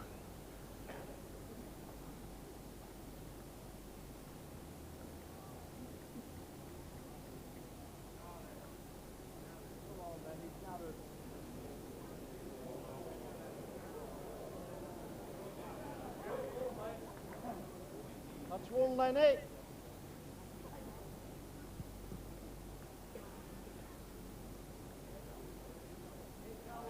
Len putting a little bit more running in it. Banjo waving it out. Bancroft, 1. Bancroft picks up a single. Takes a 13-9 lead. Now we have a brief pause here at Carmel, but we'll be here when you return.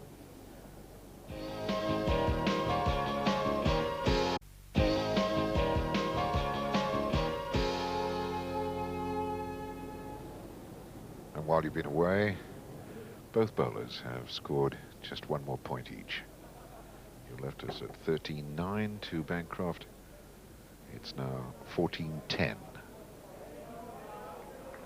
Oh, yes. Banjo is bombing again. Just about 10 minutes to 2 here at St Helens, and already the tautness of this game, I think, has encouraged a lot of local people to leave their television sets and come down here to Carmel on the East Lancs Road, because there's really quite a good audience building up now, Brian. There is, and good quality bowls too, isn't it? Bancroft now looking for a break, wants to couple up. He's playing a very cagey game. He's halving the green as often as he can to prevent Higginbottom, the master corner bowler, getting back to full length. And so far it's working a little bit for John. A contact? No, missed. Bancroft, 2. 2 more for John Banjo Bancroft. Banjo has a 16-10 advantage over Len Higginbottom, the big money man of last year, something over £20,000. Remember that marvellous Watership Down match at Blackpool for the Crown Challenge, and then winning here the Greenalls County Classic, along with so many other tournaments. Banjo is after the champion at the moment. He's leading very, very well.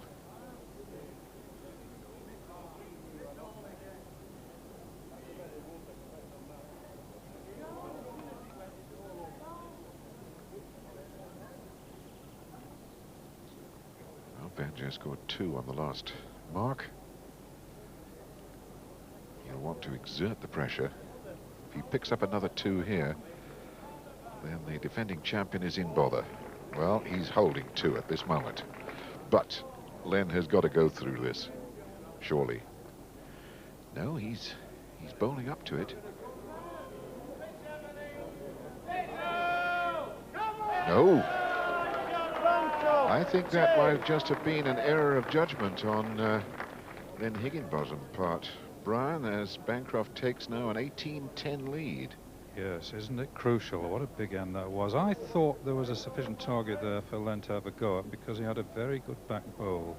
John not at all overawed at the prospect of meeting Len. I spoke to him before he went out and I said, what's the record? He says it favours Higgy, but I tell you this, time is on my side.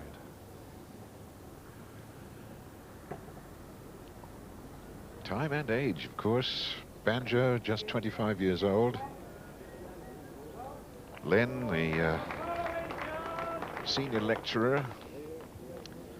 at the St Helens College of Technology, is 46.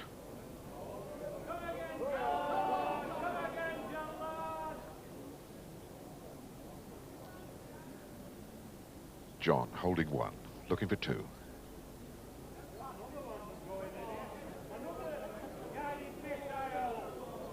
He's now got 2. Len a bowl to change it. Daren't drop a 2 here.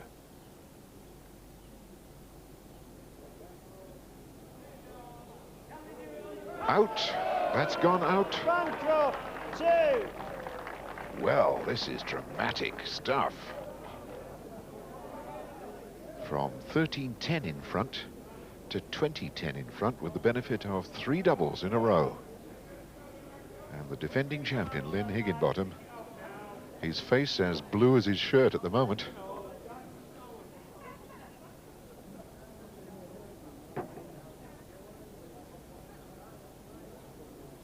John setting the block out for a mark that he hopes might just be the last one that he has to play in this second round.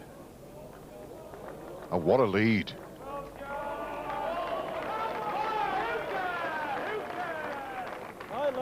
He may well strike at this, you know, Hugh, first go. He may try and shift that. Desperation.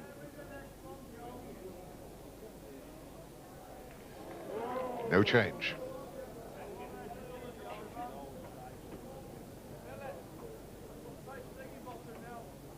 Banjo will want to stay well away from the target now. Get away round the back somewhere. He certainly doesn't want to broaden the target.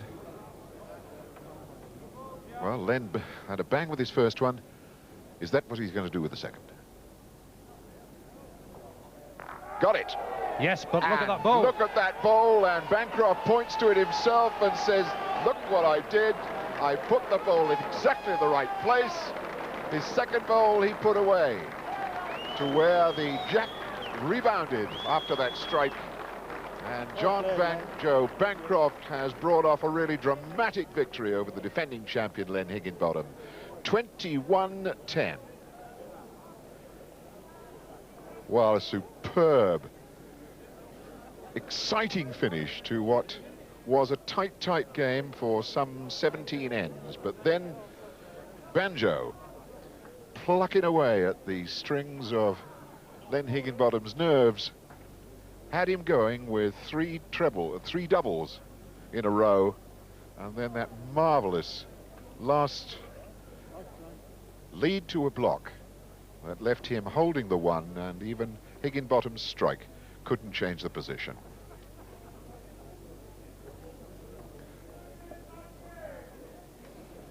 And of course what that means, Hugh, is that we must have a new champion this year, because not only the bowlers left in have won this tournament before, and I would think the way he played this afternoon, you might fancy your chances a bit, John, mightn't you? If I can keep that sort of form going, obviously you've got to have a chance, but there's a long way to go yet, and there's still a lot of good players in. I'm just pleased to get that one out of the way, really, because I've got a shocking record in the past against Len. It all came right, didn't it? Yeah, I managed to lead well, which is important, especially when you're trying to play short marks, because I had no intention of going a long way with Len. And fortunately for me, Len just kept missing, which also helps. Is he still there? Yeah. He's still here, is he? Yeah. Oh, good.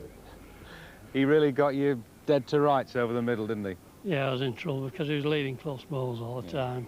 When I went for the corners a couple of times, played a couple of yards past, and give him plenty of chances really to get in. It was great lead bowling, actually, in fairness. Oh yeah, yeah, and you've got to get up to them, and if you just don't connect right, you're going to be two down nearly every end. That last end there, when he played that back toucher, and then he kept the other on the green. He was playing flat green tactics on the other side, wasn't he? My only chance there was breaking the jack.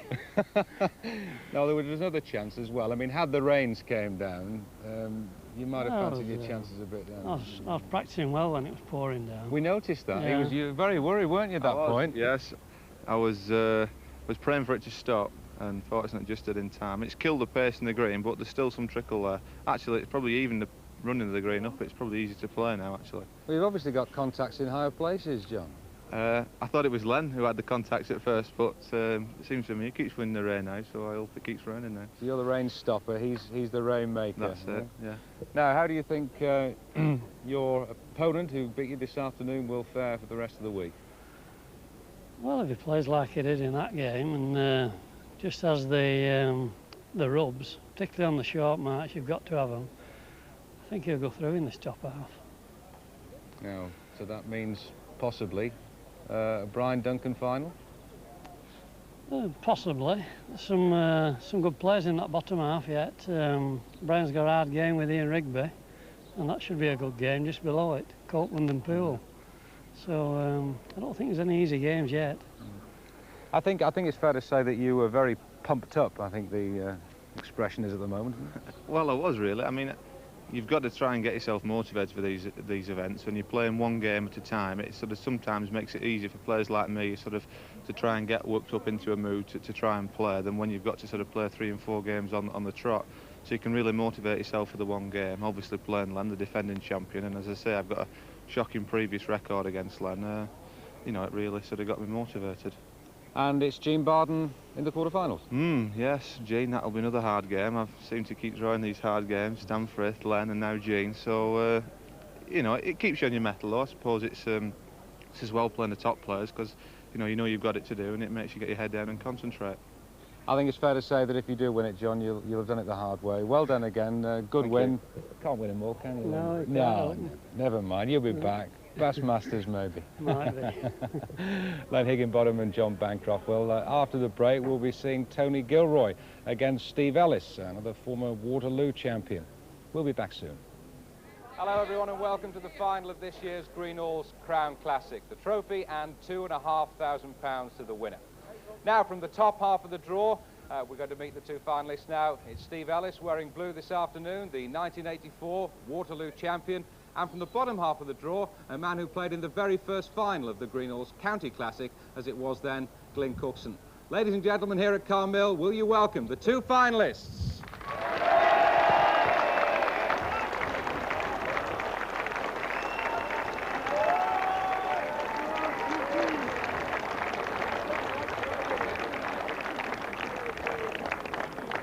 All the best, Steve. Thank you. All the best, Glenn. Well, ladies and gentlemen, the referee is Frank Kitchen, and for all of those of you at home, the commentary team, Roy Armson, Brian Brett, and Hugh Johns. The final is about to start. And traditionally, it'll start with the toss-up.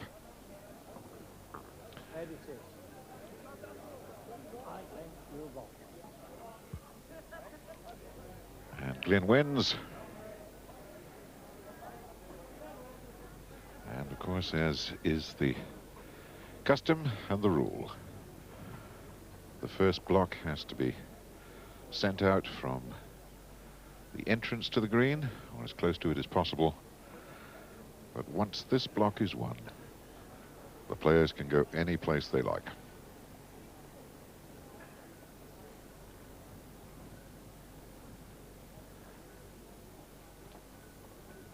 It's a question now of seeing whether there are nerves there, or whether they will show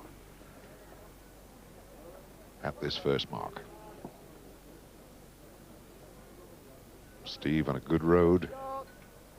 Ellis.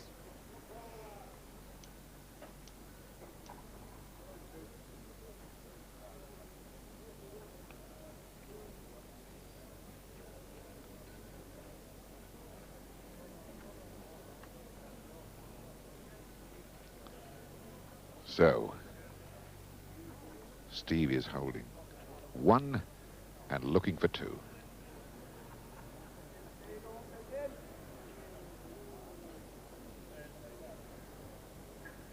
Sailed past, good opportunity for 2. I think he's wasted it. May have stayed in. One, Stephen. Just the one it is. Ellis. 1. And a packed audience here around the Carmel Green. No umbrellas at the moment. We had appalling weather for this tournament all week, but at least it's dry here for the start of the final. Now this is interesting, Brian Brett. Steve Ellis using this mark along the green. I think this is something we might have anticipated. Yes, he tried it earlier, didn't he? He did it against John Bancroft with some success, in that he led well and Bancroft sent his bowl off. He's jockeying for position. He thinks Cookson favours the corners, and this is how Cookson's got to the final, by playing the corners. But the odds so far favour Cookson. He's 6-4 on to win the title. Ellis 5-4 against.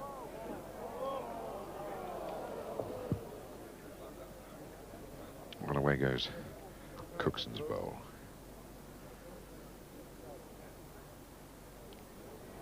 And that one's going too, is it? No. Yes. So only one bowl on the green, carrying a blue disc at the moment. And Cookie, Ellis. 1. a little hesitant. So that's a 2-0 lead for Steve Ellis.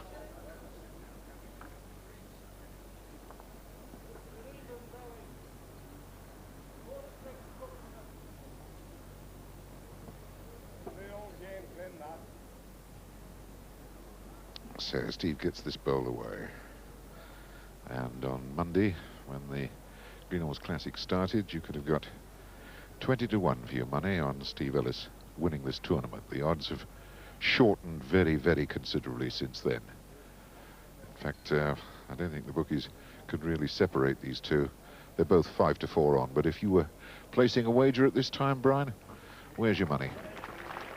Well, my money would have been with Cookson, but I've just had an update, in fact, on the betting, Hugh, and it is now 6-4 on Cookson and 5-4 against Ellis. But I must say, I was very impressed with the way Cookson bowled the corners earlier, but you know, you can't write Ellis off. He's big time experience.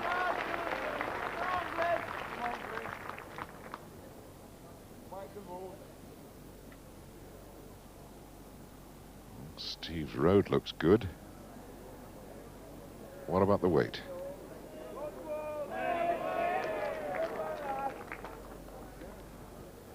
Well, he gave his own bowl a good nudge. So we'll have to wait for Frank Kitchen to assess the situation. And he's taking a long, long, hard look at this. A feeling he can't separate them. They both Lucas near. 6 of one, half a dozen of the other. So Glenn Cookson very wisely decides he ought to have a really good look at this himself.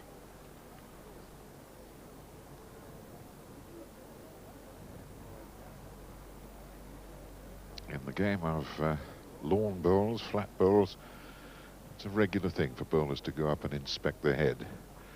Not all that often done in crown bowls, Brian. No, we don't think often enough, in fact, Hugh, but when you've got to run sort of 55 yards there and then get back 55 yards, it's a long trek. Both these players do play the flat game, of course. Ellis more so, Measures. with some success.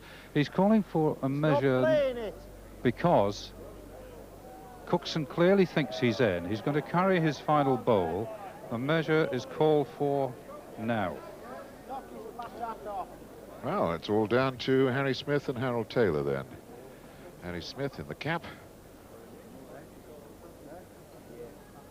While they walk to the head, then Cookson has been back to pick up the mat and footer and brings the rest of the equipment down. He's gambling, Hugh, that his eye is good enough and that he knows that the yellow disc bowl is on. Calipers in use.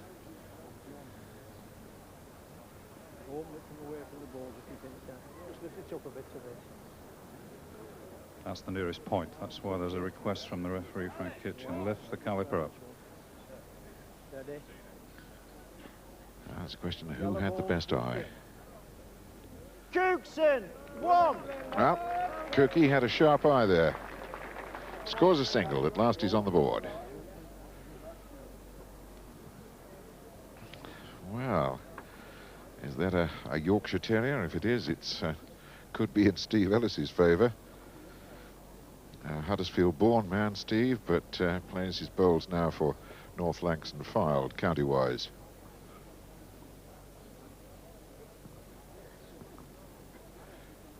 Cookson.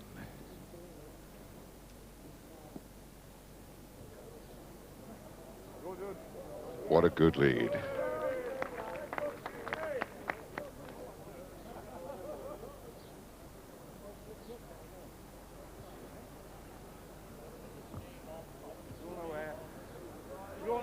Gentle, graceful, curving arc of the bowl, but it stayed upright at the back end of its travel, so it's not affected things.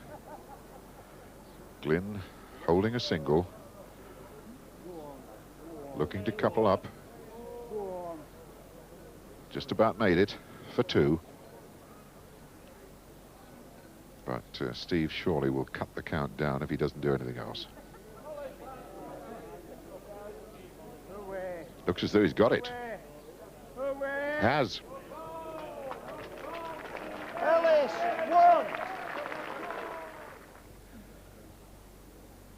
1. 13-7. Ellis leads. Glenn Cookson standing behind Steve, looking over his shoulder, fondly wondering what he might have done had he won that end. But every time he gets the block in his hand, he promptly gives it away again.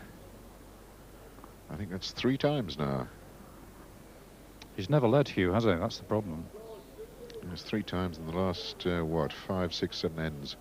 Come on, Glenn, that. He has not led at all well. Couple of the balls over. Come on, come on, come on, come on, come on. That's 1. Right. And Kitchen confirms to the crowd on the far side of the green and to Glenn Cookson himself that delivery is winning at the moment.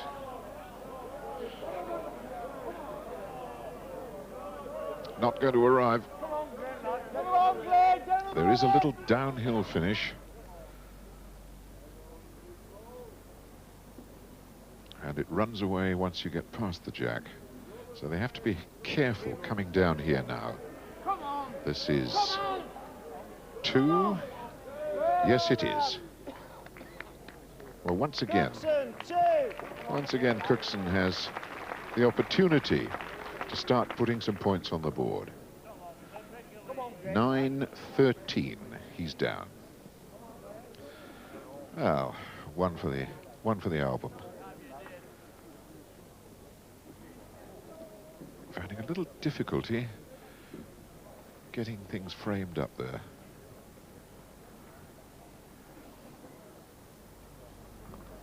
Big change here in tactics from Glenn Cookson. He's tried both corners. He's usually led poorly. Now he's cutting across the green. It's a nice mark because right at the depth there is a curl. Let's see whether the lead this time is precise.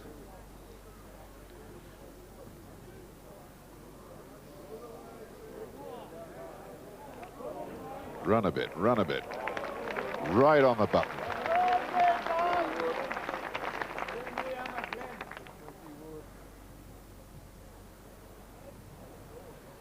Oh, Steve's missed the land altogether. He's off on a little wander in a totally different direction.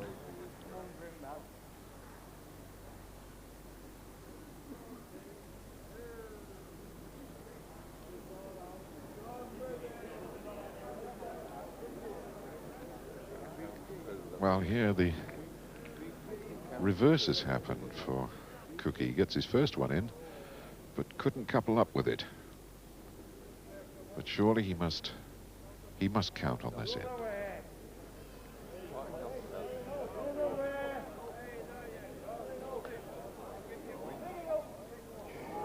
Good try, Steve. It was a most difficult position to be in. No way that he could pinch the shot back. 10-13, Glenn Cookson with the block in his hand.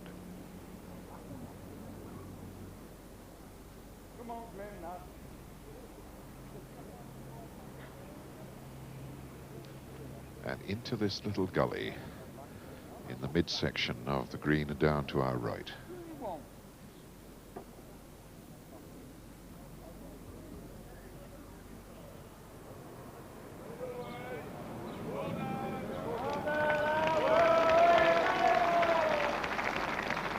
Well, what a marvellous lead by Glenn Cookson there, Roy. A change of tactics.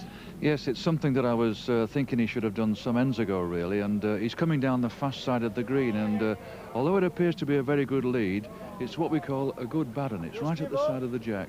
And Steve there, if he'd have been another 2 foot of running, he'd have played that ball out. But this is what Glenn wants to do. He's halving the green now. It's similar to the tactics that he employed when he played Brian Duncan. I think that's the only way he can get out of this game.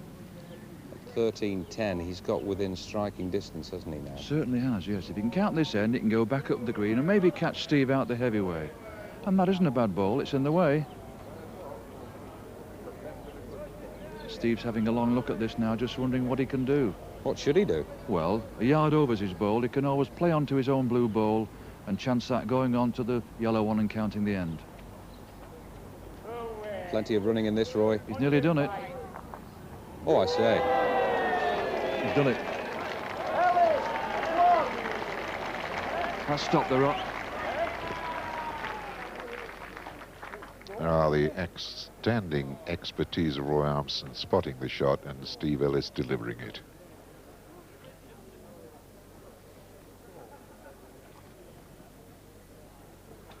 So 14-10, Steve Ellis.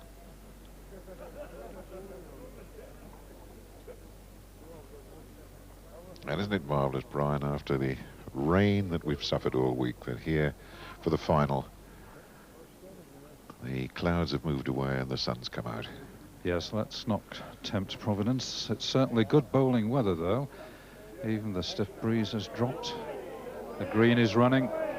It's all about touch play now. Big yard.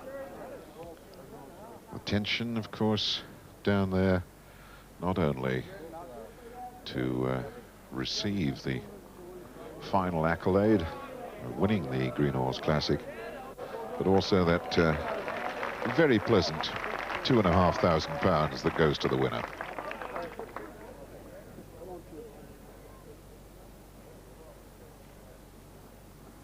Glenn's bowl right in front, very nearly a front toucher. And Glyn Cookson's fans around the green saying, "Step in, son. Here's your chance. Run away, no." Well, I don't know. I think it's just the one. Depends on the back bowl, doesn't it? It looks like one from this distance. Super chance for two. Yes, it is only one.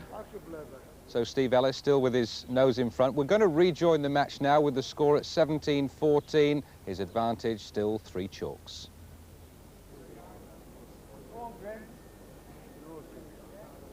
If he can only get a little run together now.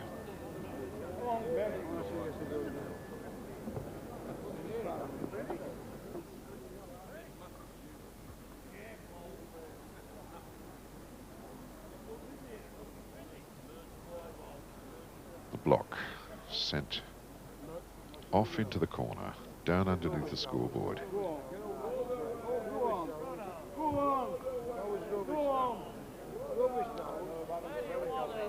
Finger peg, and means the bias is on the left-hand side of the running bowl, the right-hand side as we look at it there. Oh, what a beauty. That's one. 18-inch pass. And that's very disappointing for Glenn Cookson, who jockeyed to get into this position and into a corner he used with a lot of success in the semi-finals. Crucial bowl this for Glenn Cookson, Roy. Yes, I feel he's played into Steve's hands by coming down here, really. These are the kind of marks that Steve's been playing throughout the week very well, and once again Glyn short. I really think he'd have been better employed going across the centre of the green and playing Steve round peg. Make it difficult for Steve to get near to the jack. It's all or nothing now. I think he's actually thinking straight. Do you think the occasion just might have got to him a little bit in that respect? I think all the signs are that the tension has got to Glenn. Yes, he's certainly not played the game that he played against Brian Duncan, where he went all round the green, found different marks, played about 27 yards round peg. He's only tried that once, and because it's not worked, he's aborted that plan. I think he should still stick to it. Go over the centre of the green, play in the channels, and make Steve think. And here's Steve again. He's once again being careful where he's placing the footer. Seems totally in control again.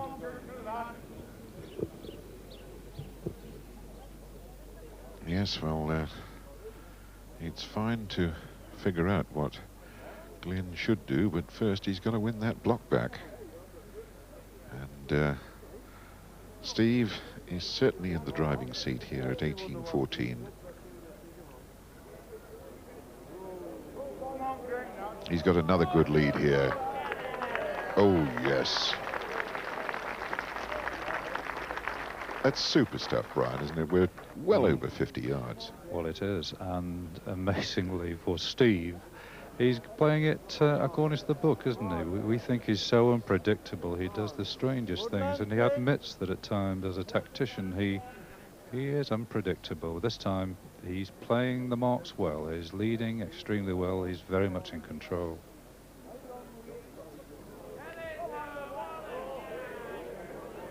Well, that's set up for two. And if he gets two out of this,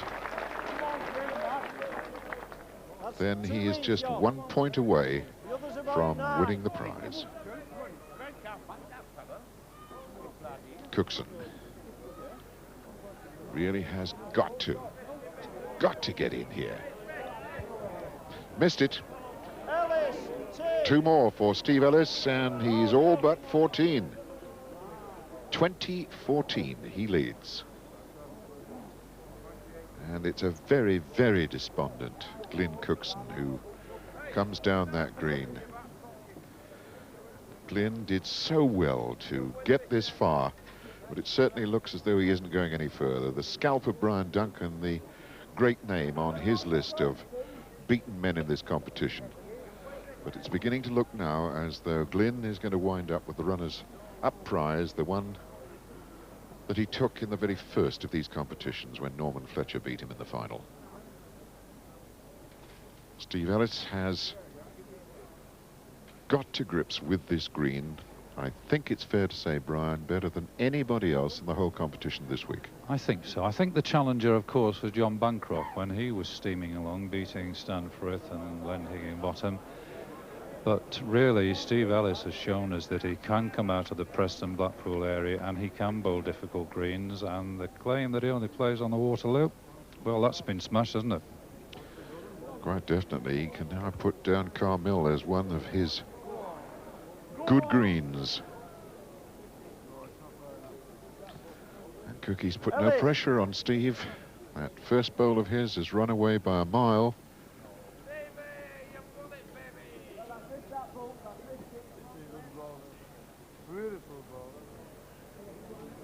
And that'll not be far away. That'll not be far away. That's a 2,500-pound bowl at this moment. Is this Glenn Cookson's last bowl of the competition? Oh, yes, it is.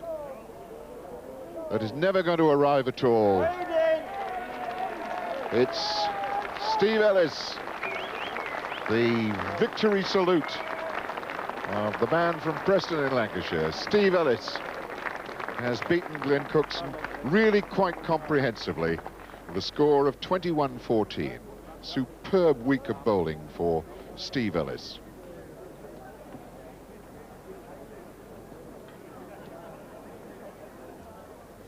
Well, thank you very much indeed, ladies and gentlemen. Another marvellous final here at Carmill, and a very worthy winner in Steve Ellis. Now, I've been joined by Mr. Alan Whitehead of Greenalls, who first of all would like to say a few words before he makes the presentations of the cheque and the trophy.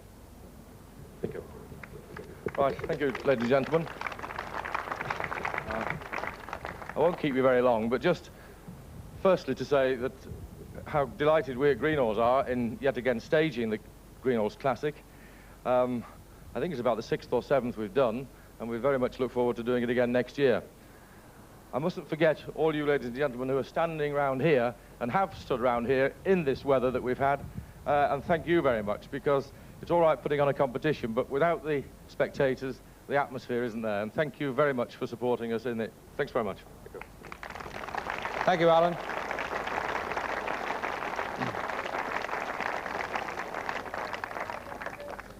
Well, first of all, a cheque for £1,000 to the runner-up. He was unfortunately also the runner-up in 1983, but he's played magnificently all week, possibly not quite at his best in the final.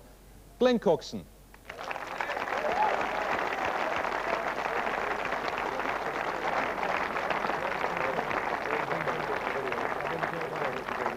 And the Greenalls Crown Classic champion for 1988. The trophy, a cheque for £2,500, Steve Ellis.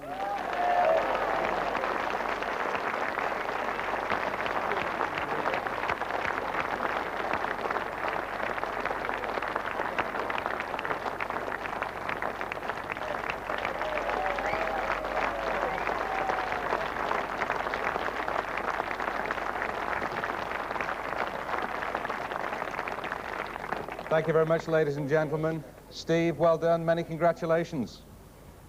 Thank you. I don't know what to say. Thank you very much to the greensmen, of course. Lovely audience. Good atmosphere on the green, and I can't sing.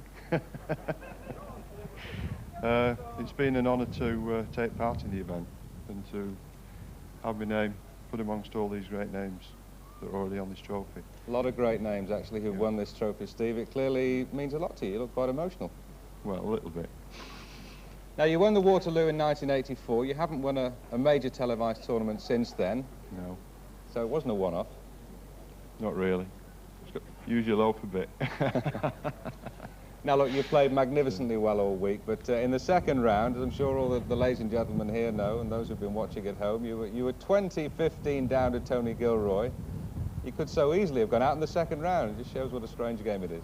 That's right. Once you get away with them type of games, as many of these chaps and ladies know around here, you tend to think to yourself it might be your year. And Well, proved that way, anyway. Thanks very much. A great week. Ladies and gentlemen, the Greenalls Crown Classic champion for 1988. From the Carmill, it's goodbye.